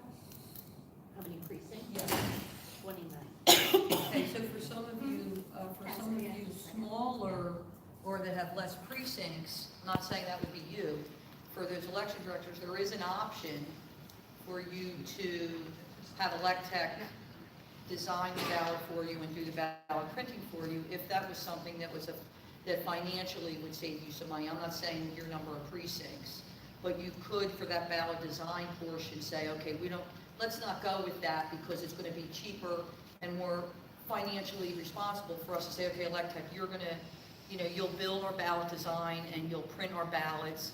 You'll still do the proofing part of it, but we'll provide that service to you, and and we'll charge you X amount for that service. So that's an option too, for a larger or a smaller county, but I'm not sure how financially responsible that would be for a larger county to do that. So Patty was reading my mind. Wanted to just reiterate that we make this an option. All of our components of the Clear Vote system are designed to be flexible. So if you're a small county, you don't want to do ballot design, then maybe you don't purchase Clear Design and you contract with Electech for that ballot design service. If you are another county, which I've yet to find here in Pennsylvania, but it's allowed, if they don't want to have precinct-based tabulation, then they could only buy the software and scanners to collect ballots and count them centrally. That's an option also. So we try to make it as flexible as possible for everybody's needs, because everybody's a little bit different. Does that make sense? Okay. So let's talk about, if you're ready to move on, and of course, as Keir said, we can spend a day going through all the nuances of clear design. It really is a pretty powerful piece of software. But because we have folks here that are voters and interested parties that want to see what does the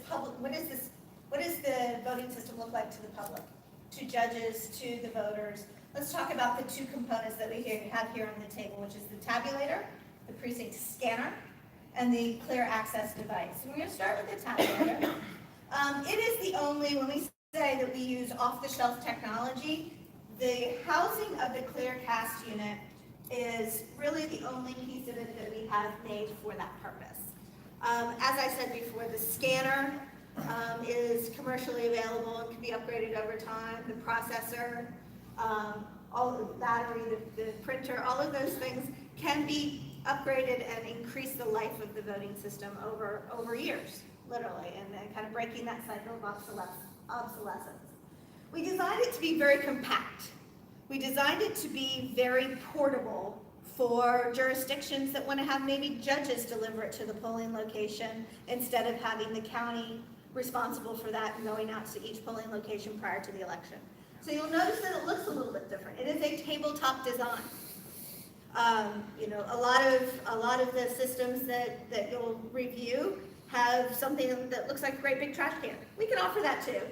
So all the ballots can fall down into a bin, right? But we decided strategically to offer something that the elections community has been asking for a long time. So folks that say, you know, we don't like that we have to go to paper, we have to handle all of that paper. Our ballot box or our ballot bag that is attached to the back of the scanner captures all of the ballots as they're fed through and scanned and read by the tabulation system. And then this becomes its transport case, the ballot transport case at the end of the night. You can seal it up, has handles on it, and the judges can bring this back to Election Central without having to get on their floor on their hands and knees and pull them all the ballots out of a bin and put them in another carrying device. Because I've done that myself many, many times.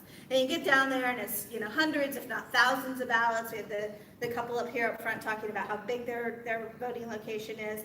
And you're digging through all these ballots, putting them into another box or container, and one scoots across the floor and under a chair. And, you know, that's part of the paper management that people talk about as being not real crazy about. So we have the portable case, or the portable ballot transport case, is our ballot bag.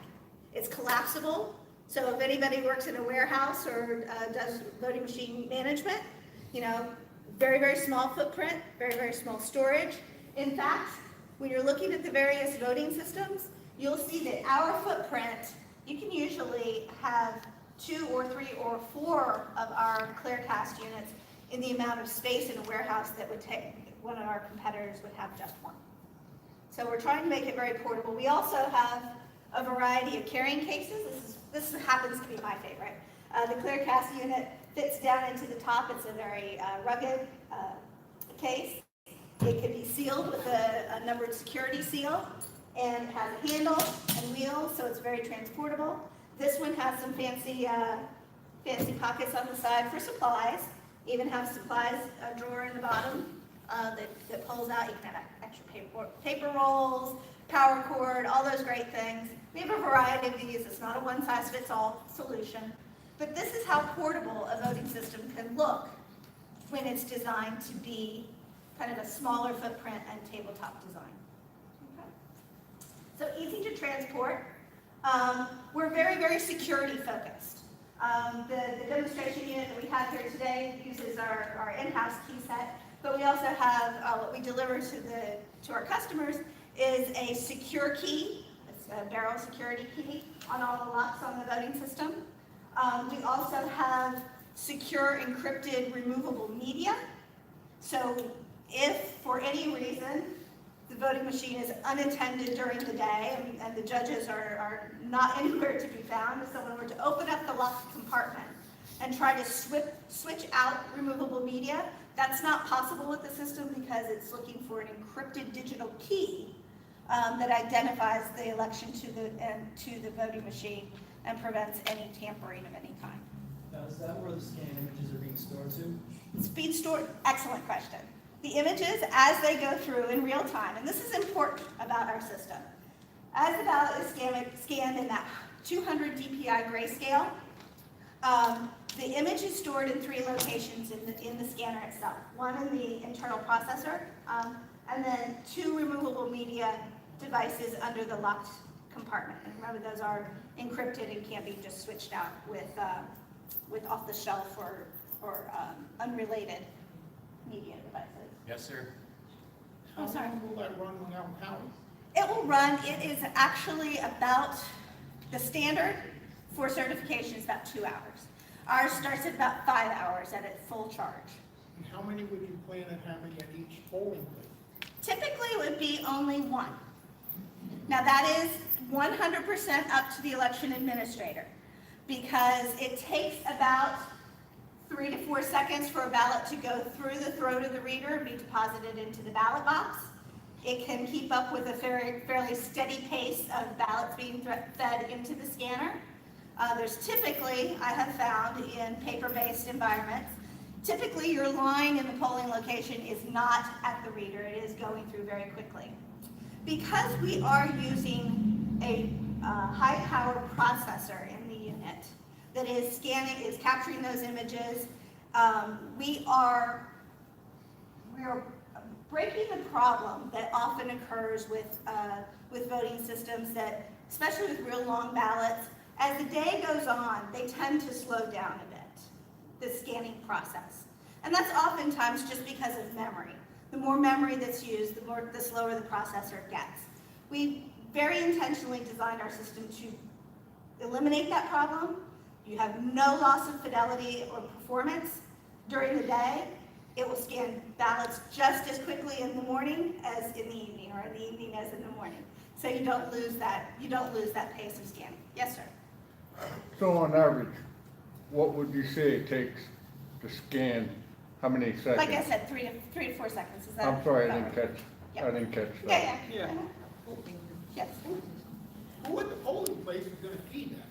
The voter. Voter does that. Absolutely. Right. So the question about how many scanners, I think Sarah, I think we had talked about this. So for example, I know a lot of counties, you may have like several polling places in one location. Correct. So to Ingrid's point, it's up to you to decide, if I have 4 precincts in one room, which is all in one location, you could go with only 2 of these rather than 4. Because they'll explain, these have the ability where you can put you can activate multiple ballot styles or multiple precincts.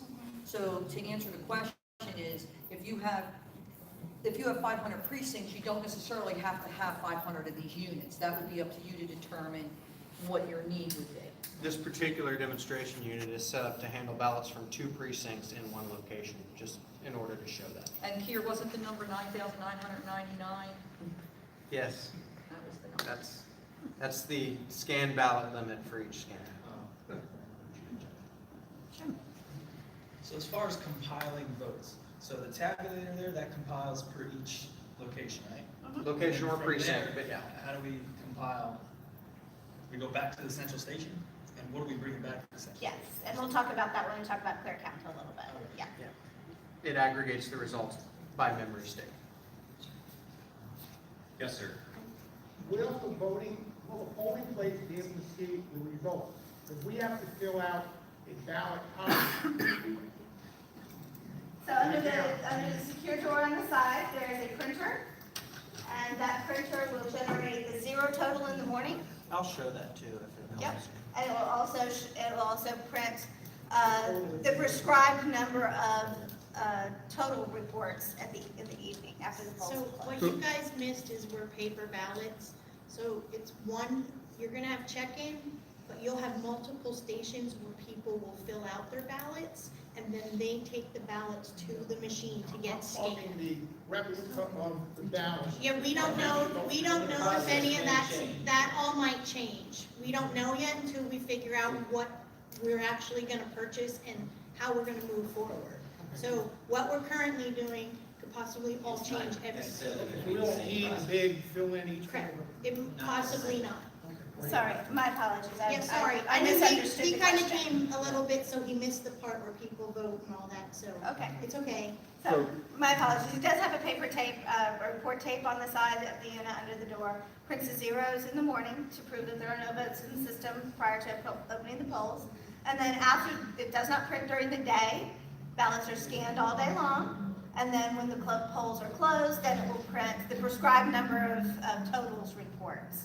And if it is a multiple precinct location, so if you have two precincts in a single location, it'll print the results for one precinct and then the results for the other precinct. So you are not combining or aggregating the results from two different precincts. So the poll workers cannot see the actual ballot? They with that? cannot. Okay. They cannot. The ballots go into the secure ballot bag and they're not handled again. Would the poll workers be able to see candidate B got so many Oh, votes? heavens, no. No. Not until the end of the night. Yeah, to the end of the, Right. But then that's a tape report that has the grand total for that particular candidate. Is there a count of, is there an ability to see how many people have voted Yes. in real time on that? So that is a standard requirement of voting systems to have a public counter. So throughout the day on the screen, there will be a display of the number of ballots that have been processed by the scanner. So if at 1:30 in the afternoon, you want to check the number of ballots against your poll book and the voting machine, make sure that they match. That's a common practice around all precincts. And then report it into the central location. Then that would be the process for I it. want to see a public count be less than what we've seen in the poll book. Right. Right. Okay. So I want to show you, you all heard the term that a picture's worth 1,000 words. I want to show you a real quick video, probably worth about 5,000, 10,000 words. Yeah. Can our absentee ballots go to the polling district and are open there normally? Yeah. That's a real preference question, and the Stand in there? answer is ultimately yes. Does And it say it's an absentee ballot, or does it just say it's a result? Is there a way to say this was an absentee? yes, so we would have a set of results for election day ballots, Okay. and then a set of results for absentee ballots. Okay. And that really is that's a preference Yeah, for the county. We have to have them down to the precinct. We can't open them up at the courthouse or opened up where there was normally voting. Understood, and from a procedure standpoint in Pennsylvania, because you have to do that, it would then be up to you if you want to tabulate them at the polling location, or if you want to bring them back and count them a little bit faster through a higher speed scanner. Remember I told you, centrally, we have a number of size scanners that can do comfortably 5,000 to 8,000 ballots an hour. So that's a little bit faster. So, maybe you'll talk about this later, but, so you're talking about the potential to scan the absentees at the polling place. Yes. Is there some type of a protective measure to make certain that, you hear about it in other states about, ballot box stuff, and that someone's not sitting there when no one's looking and just put 55 copies of the same thing through? Is there a way to protect from something like that happening? So copies of ballot would not be read because obviously front to back registration in the ballot. The ballots are designed very specifically to mitigate the risk of anything like that happening. Gentleman brought up a good point. You're doing a public, you have a public count on the screen at all times. Every time a ballot feeds through, that increments by one. So best practices around the country are to check your poll book, whether it's paper or electronic, against your voting machine public count on a regular interval, right? Typically it's every hour or so, and then be able to report it back to the elections office for turnout purposes and that kind of thing. So that's kind of a best practice that would prohibit that. Now, we haven't really talked about when Clear Design is creating that ballot definition file, it's a universal file. It goes on all the machines, so within the warehouse. Imagine a warehouse with hypothetically 100 machines, 500 machines. The same file goes onto all of the machines, so it will be able to read any ballot within the election environment. Does that make sense so far? When you're doing your logic and accuracy testing, you then tell each machine, okay, now you belong to precinct 101. This machine will go in the bag for 101 with the ballots for 101.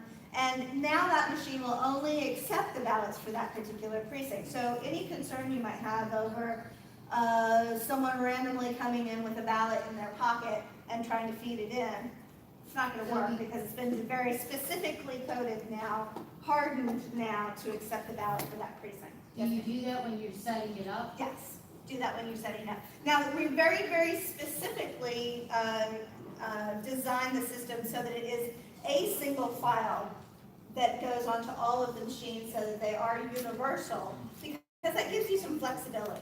If, for whatever reason, a machine stops working during the day, and you have rovers out in the county, and they have a couple of machines in the back of their secure vehicle, if they need to take one out to the polling location, because all of the machines are the same, that gives them the flexibility to take that call, say, go out to the fire station and take a new scanner in there, remove the media from the original broken scanner, damaged scanner, whatever the reason it stopped working, put it into the new one and pick up where you left off. You mean Sometimes, yes. take it out and put it in the new device? Yes, pick up where you left off. So your public counter was 710, goes into the new device, and now it starts from 711 from then on. So that does give you the flexibility because the voting machines are all the same. How does it handle, in Bucks County, our ballot questions are always different. Like, we might have a ballot question for Bedminster that Langhorne's not getting. So in that case, it wouldn't be the same. So how do you handle that? Well, again, when Clear Design creates a file that goes onto the machine, now this is only an election-specific file. It handles all of the ballot styles with all of the contents and all of the questions for the entire county. So some ballot styles with the question and some without, in your example, right? So the machine has the ability to read everything until it is tested and prepared for the election and says, now this is precinct 101 Bedminster, right? I got it, yep. You only take ballots for precinct 101 with that question.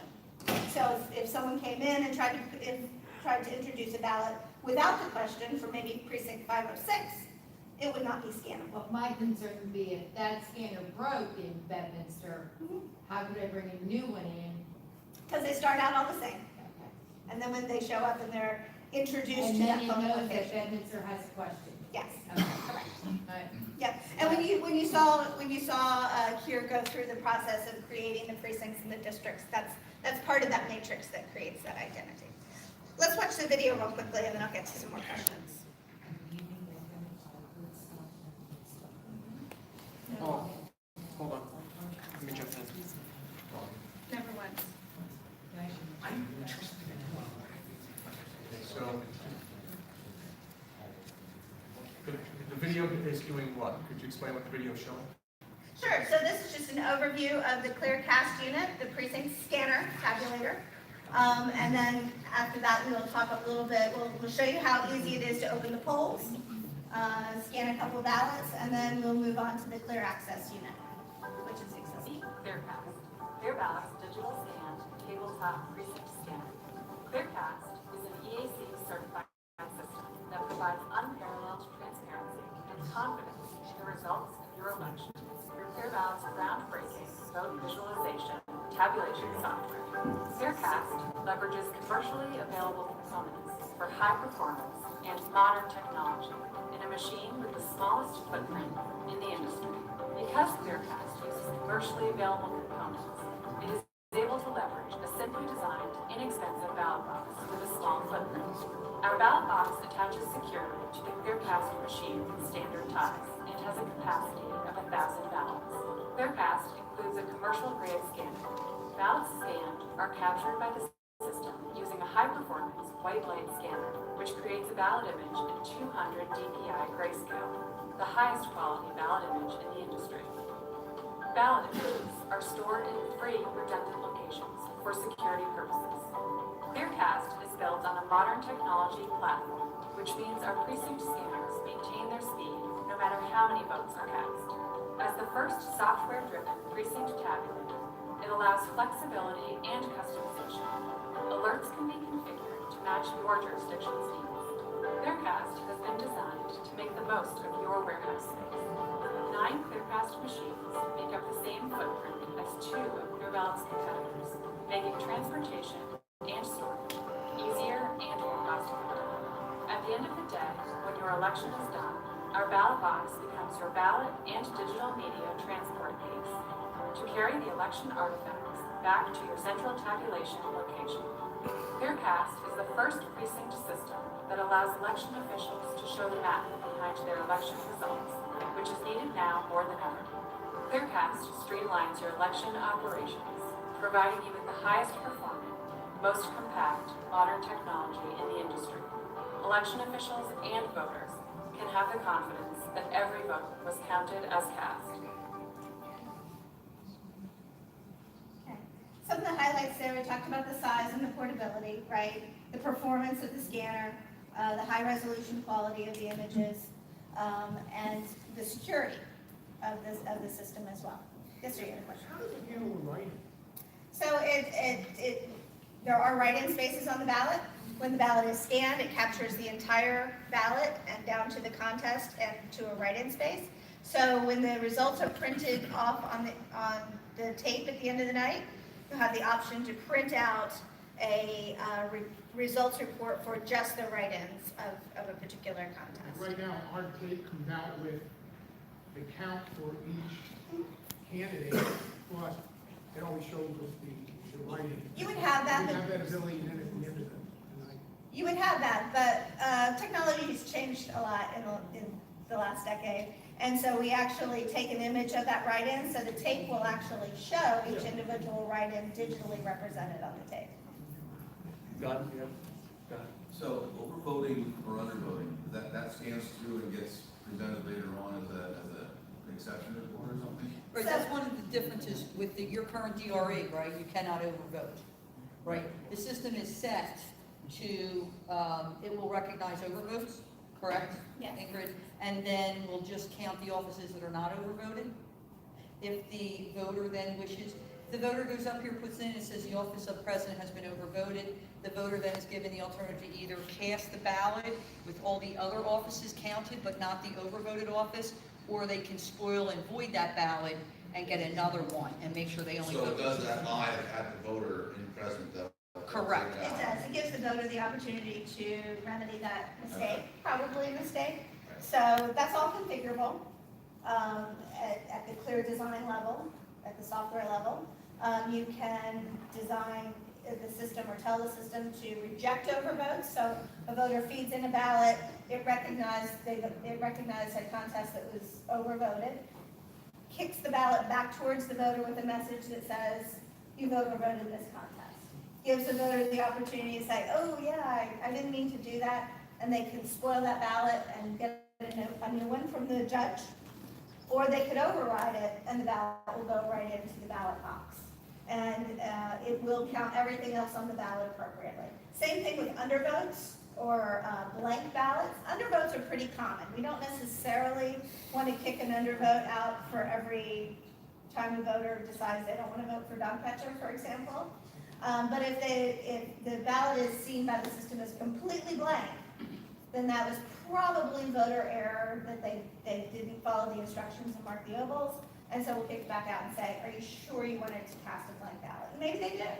They could override it and it'll go right there. And the public counter overrides overvotes and undervotes, blank ballots. Every time the ballot goes through the throat of the reader and into the ballot box, that public count increments by 1. You guys want to see it? Yeah, let's demonstrate it. Go ahead. No, I was just answering questions. Well, we have our Clearcast unit here. It's actually ready to go as a poll worker would find it in the morning. So if this was delivered to a polling location, So I will just go through a poll worker process. I'm going to use the power cord, and I'm going to plug it in. That's actually going to activate the boot of the machine. So that beep is a good sign, it's booting. So unless there's a power issue right in the morning, just activating it with the power cord turns it on, so you don't have to find an on-off switch. This is going to go through its boot process, takes about a minute, not very long at all. The two drives on the side are redundant memory, as Ingrid mentioned, so one of them has that PDF file we talked about in design. It's going to tell this unit how to count those ballots. So if I'm the poll worker, I just booted the machine, it's going to come up with a login button. Administrative actions, print a small report along with your results reports that we've already talked about. And as the poll worker, maybe the lead poll worker, what do you guys call in Pennsylvania? Judge of election. Judge. So I'm the judge, so I have the necessary code. I'm going to enter that. That's definable by you in Clear Design. I've entered the code, and I'm going to say open polls. It's going to print a report saying that I've opened the polls, time and date stamped. And I'm going to go ahead and let these reports print out. Sometimes I cancel them just to save a little time. I'm going to let these print out and we can pass them around. So the 0 report is now printing. Now, is there a space on there for the poll workers to sign? There is. There are 3 lines native to the system, and we're actually customizing that so you can add as many as you'd like. And then I'm going to say start voting. And the next screen you're going to see is going to say insert ballot. So that is the poll worker steps to open the optical scanner in the polling location in the morning. This is now ready to accept ballots. Ingrid, I'm sure we'll talk about the cleared access machine. I'm just going to pull off a ballot that has been printed there that I printed earlier and scan the ballot. It's hard to do from the side. And that ballot was cast by the voter. So if we had a situation where we had a question about blank ballots or overvotes, this is a blank ballot that a voter can insert. And it's going to say, you have not made a selection on this ballot. Would you like to submit it as is? Because as we all know, that is somebody's right to submit a blank ballot. Or they can return it. A beep to alert the poll worker that somebody might need help, and then they could go correct their mistake if they wanted to. It's the same process if somebody were to submit an overvoted ballot. It would say, hey, you've overvoted this race, what do you want to do? Okay? All the messages you see are customizable in design. If you want to change wording and things like that, you're able to do so. The biggest reason I wanted to do this is to show you what a poll worker would go through to set up the machine, and it's really about 2 minutes process. It's very simple, very easy. This machine would count every single ballot for every single county in this room. There's no really a space limitation that anybody here would ever need to worry about. Here, but when they scanned it in, does it show on the screen, like, is it showing them who they voted for? It is not. It is not. That is just on the paper that, they're welcome to prove before they do the scan. Is the machine pre-programmed prior to, like you said, we have 2 precincts in the same room? Is that pre-programmed or? It is pre-programmed. Yeah, that would be part of the setup and testing process that the jurisdiction would go through. Yep. I noticed during the boot up screen, it looked like some flavor of Linux or maybe It is. Debian. Yep. Linux. It's what kind? It's running Linux. What flavor? I'd have to check on that for you. I know our servers are running Ubuntu. I'm not sure about the scanner, and I don't want to answer. Okay. That looked like a double-sided ballot. It is. It scanned both sides at one time. Yep, and any orientation. It could be fed in upside down, right side up.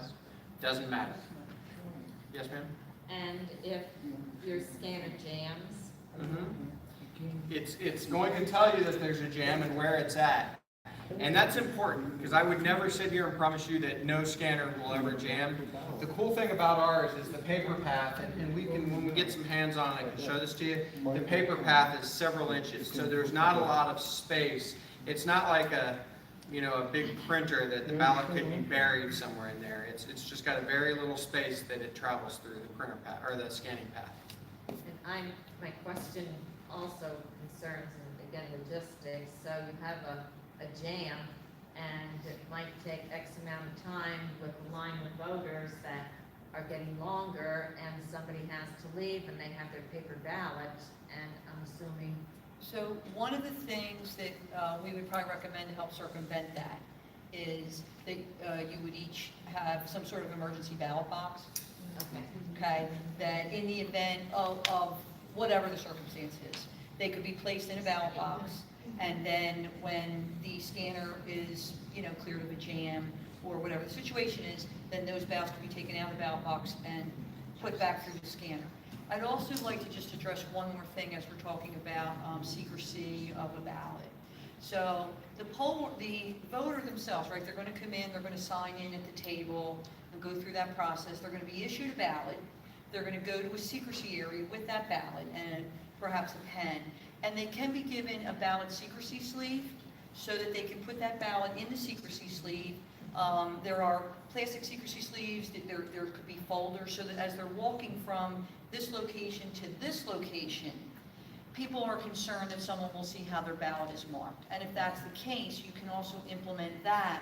So it's in a sleeve, and they can walk over, they can take it out, put it in, and then put the secrecy sleeve down if secrecy is a concern. Okay? Thinking workflow, how did you get the ballot from clear design to that tabulator? Those cartridges? Yeah, it's the 2 thumb drives. So One of they're them thumb needs drives. that PDF file we mentioned. So The other one need doesn't. a proprietary cartridge reader. No, it's an off-the-shelf thumb drive. Now, certification requires us to pick our horse, so it's this one that you need. You can't just go down and buy one. And if you guys encrypt that thumb drive and provide us it? Yes. Or do we purchase the thumb drive out of the box? No. No, that would come. And So the then thumb drive, won't accept anything else. If someone were to goof up and put the wrong one in there, just say, no luck. exactly, just like a cartridge. And you can also buy larger USB readers, so you can put in more than just 1 or 2 thumb drives at a time. So that same thumb drive that you put that ballot from your central station to that's also collecting the votes? Or the? It's collecting the images of the ballots. Yes, Yes. the images of the ballot. Yes. Yep. On both thumb drives. That's the reason there are 2, redundancy. It's not necessary systemically, but we wanted it redundant. So it's reading and writing to that? Right. So there must be, you were talking earlier about how you can do the, 8.5 by 6, or something small, or something like 8.5 by 30. Right. So there must be something that says, hey, by the way, my thumb drive's getting full, we gotta take a break here, right? Really, the thumb drive, the capacity of the thumb drive is not going to dictate that limit. It's not going to give you that limit in the polling location, right? It has a capacity of 10,000 ballots, probably in excess of that, but we have to pick a ceiling, so we pick 10,000. What's the file size? You said it's 200 DPI grayscale, but. Do you know the file size? Before we leave here today, I will get you the file. Is the size. concern, is the concern that how long it will take to read when you're at Yes, as elections? well as the results page when we want to go to a separate So system. it's instantaneous, it's real time, so that ballot goes in and it takes 3 to 4 seconds to tabulate. It's been scanned, it's been saved. And I'm thinking from the central station to something that's gonna push up to the web. Sure. So in your central tabulation, that's about a minute per, I'm sorry, I didn't hear that. when they're aggregating the results from the thumb drive. Yeah, it depends on the number of images on a stick. In a real world example, I was just in Wisconsin a couple weeks ago in a real election. The biggest memory device I saw was around 3,000 ballots, and that took about 45 to 50 seconds. To get to the central station, right? Yeah, to upload those images and that's results. physical, taking that device. Versus today, your BIR image with your audit trail takes 3 minutes. So there's a comparison. Did not know that. Yeah. Ma'am? If a precinct's really large and you have more than 1,000 ballots. I was waiting for that question, good question. So you saw where the ballot bag You is. just get an extra bag? Extra bag. Every ClearCast unit comes with 2 bags. It's up to the county to decide, maybe you only have 400 registered voters in one location, so you might only need 1. But another location, like the folks here in the front row, you know, might need 3 bags, and that can be procedurally handled throughout the day by the You said they judges. seal up Mhm. the lock. Put a lock seal on the case when it's full, and then replace it with an empty bag and put secure it onto the cash machine with the seals, with the numbered seals. Yes, sir. So, I'm not getting too far ahead, but when, at some point, you'll tell us about how we get, after everything's been aggregated, or along the process of aggregating, the precincts as they're coming back in, how we get the data off of that. Is there a certified thumb drive, or just any thumb drive you feel like using to get it from the isolated network over to the world? Results server, our results system. Yeah.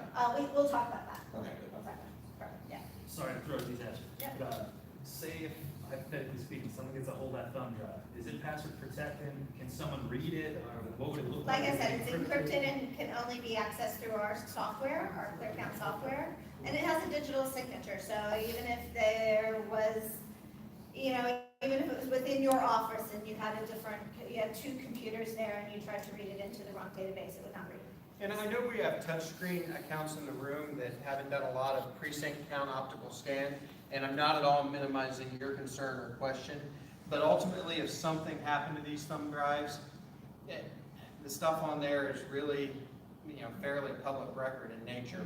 Your big thing is your paper ballots.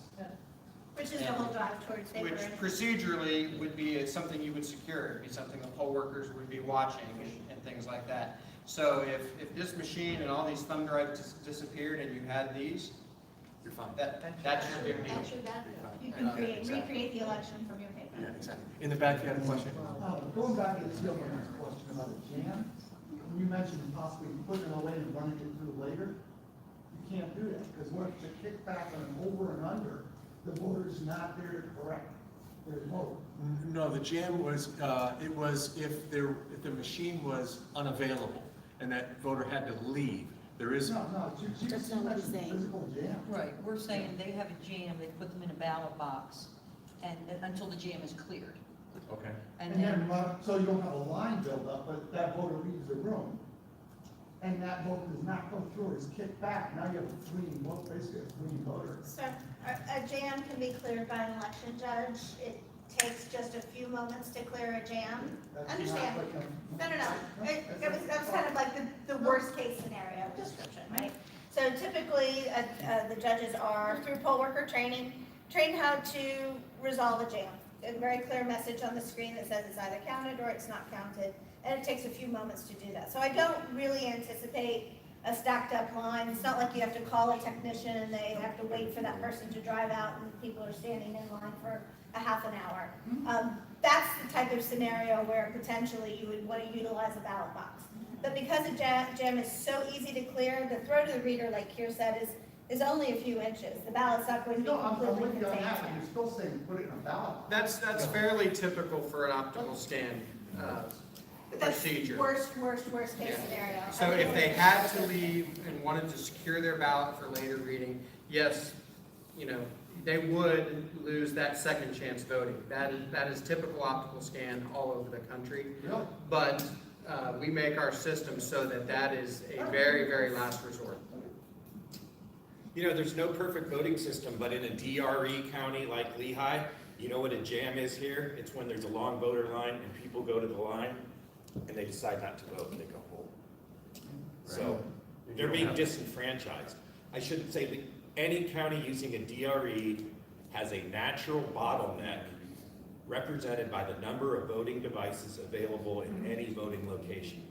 With an optical scan system or digital imaging system, as long as you have private areas to vote, you can have 20 people voting at once, rather than 2 or 3 constricted by the machines. All I'm trying to say is each system has, excuse me, inherent limitations. But your question is a good one, and it's an accurate one. That's all I wanted to say. Very cool. Keep rolling.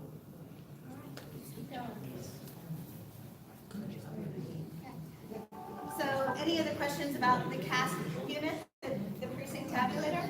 Let's talk about clear access for a moment. I know we have. Ask a quick Sure, question. sure. I'm sorry, I didn't mean to cut you off. Nobody asked this. It was asked this morning.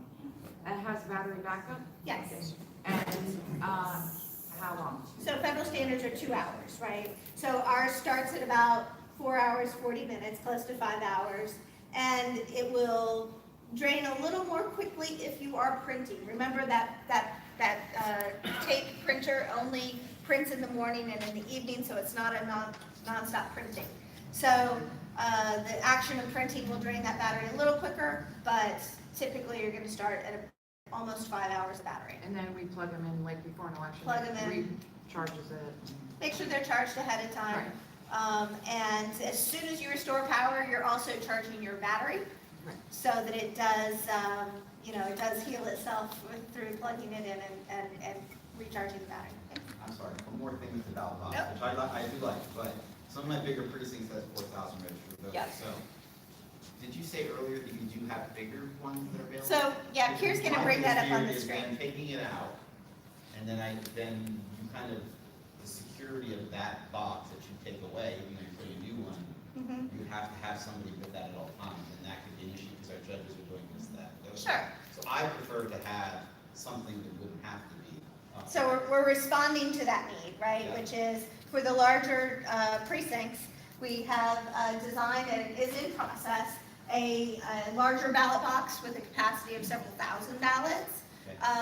That comes with logistical issues all of its own, like getting it out to the polling location. It is collapsible, so it is easy to store and it is easy to transport.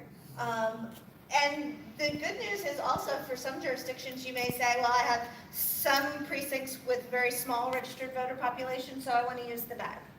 And then other precincts that have a very large voter registration, and I want to use a bigger box. That's flexible at that point. So that gives you options. So that we will be bringing that into our next round of certification in Pennsylvania. We're starting with the bag. That's kind of our standard default place. But then we'll be offering that as an option. Thank you. Sure, yeah, great question. The paper roll is thermal? Paper roll is thermal. There's no ink, there's no toner, there's no ribbon, anything like that. It's super easy. It's just drop and load. Easy to replace the tape. Standard size. You buy them at Office Depot or Staples or wherever. Yes, sir. Now, do ballots get on the side look the same way as they do for that? Yes, yes. Perfect segue. Thank you. Or you can buy those at Electech. Well, what I wanted to say was, so what Electech, the partnership here is with Electech, we can provide you with everything. If you want a one-stop shop, right, and we currently do this now, if that's what you choose to do. We can provide, your thermal paper tape. We can provide whatever you need. It's just, hey, Patty, can we get this? Can we get this? Can we get this? Sure, here's the quote. If that's what works for you, we're happy to provide that as an easy way for you to get what you need as soon as you need it, and that's one more thing off of your plate. So that's one of the things that we're offering is anything that you need that are consumable items or seals or whatever that looks like, we can provide that to you. In addition to, we can do poll worker training, whether that's train the trainer or whether that's train all of your poll workers. So we can really support you in any way that you need to be supported. You just need to let us know what that need is. We're happy to charge you for that and provide you those services. I would love for you to be my trainer, Pat.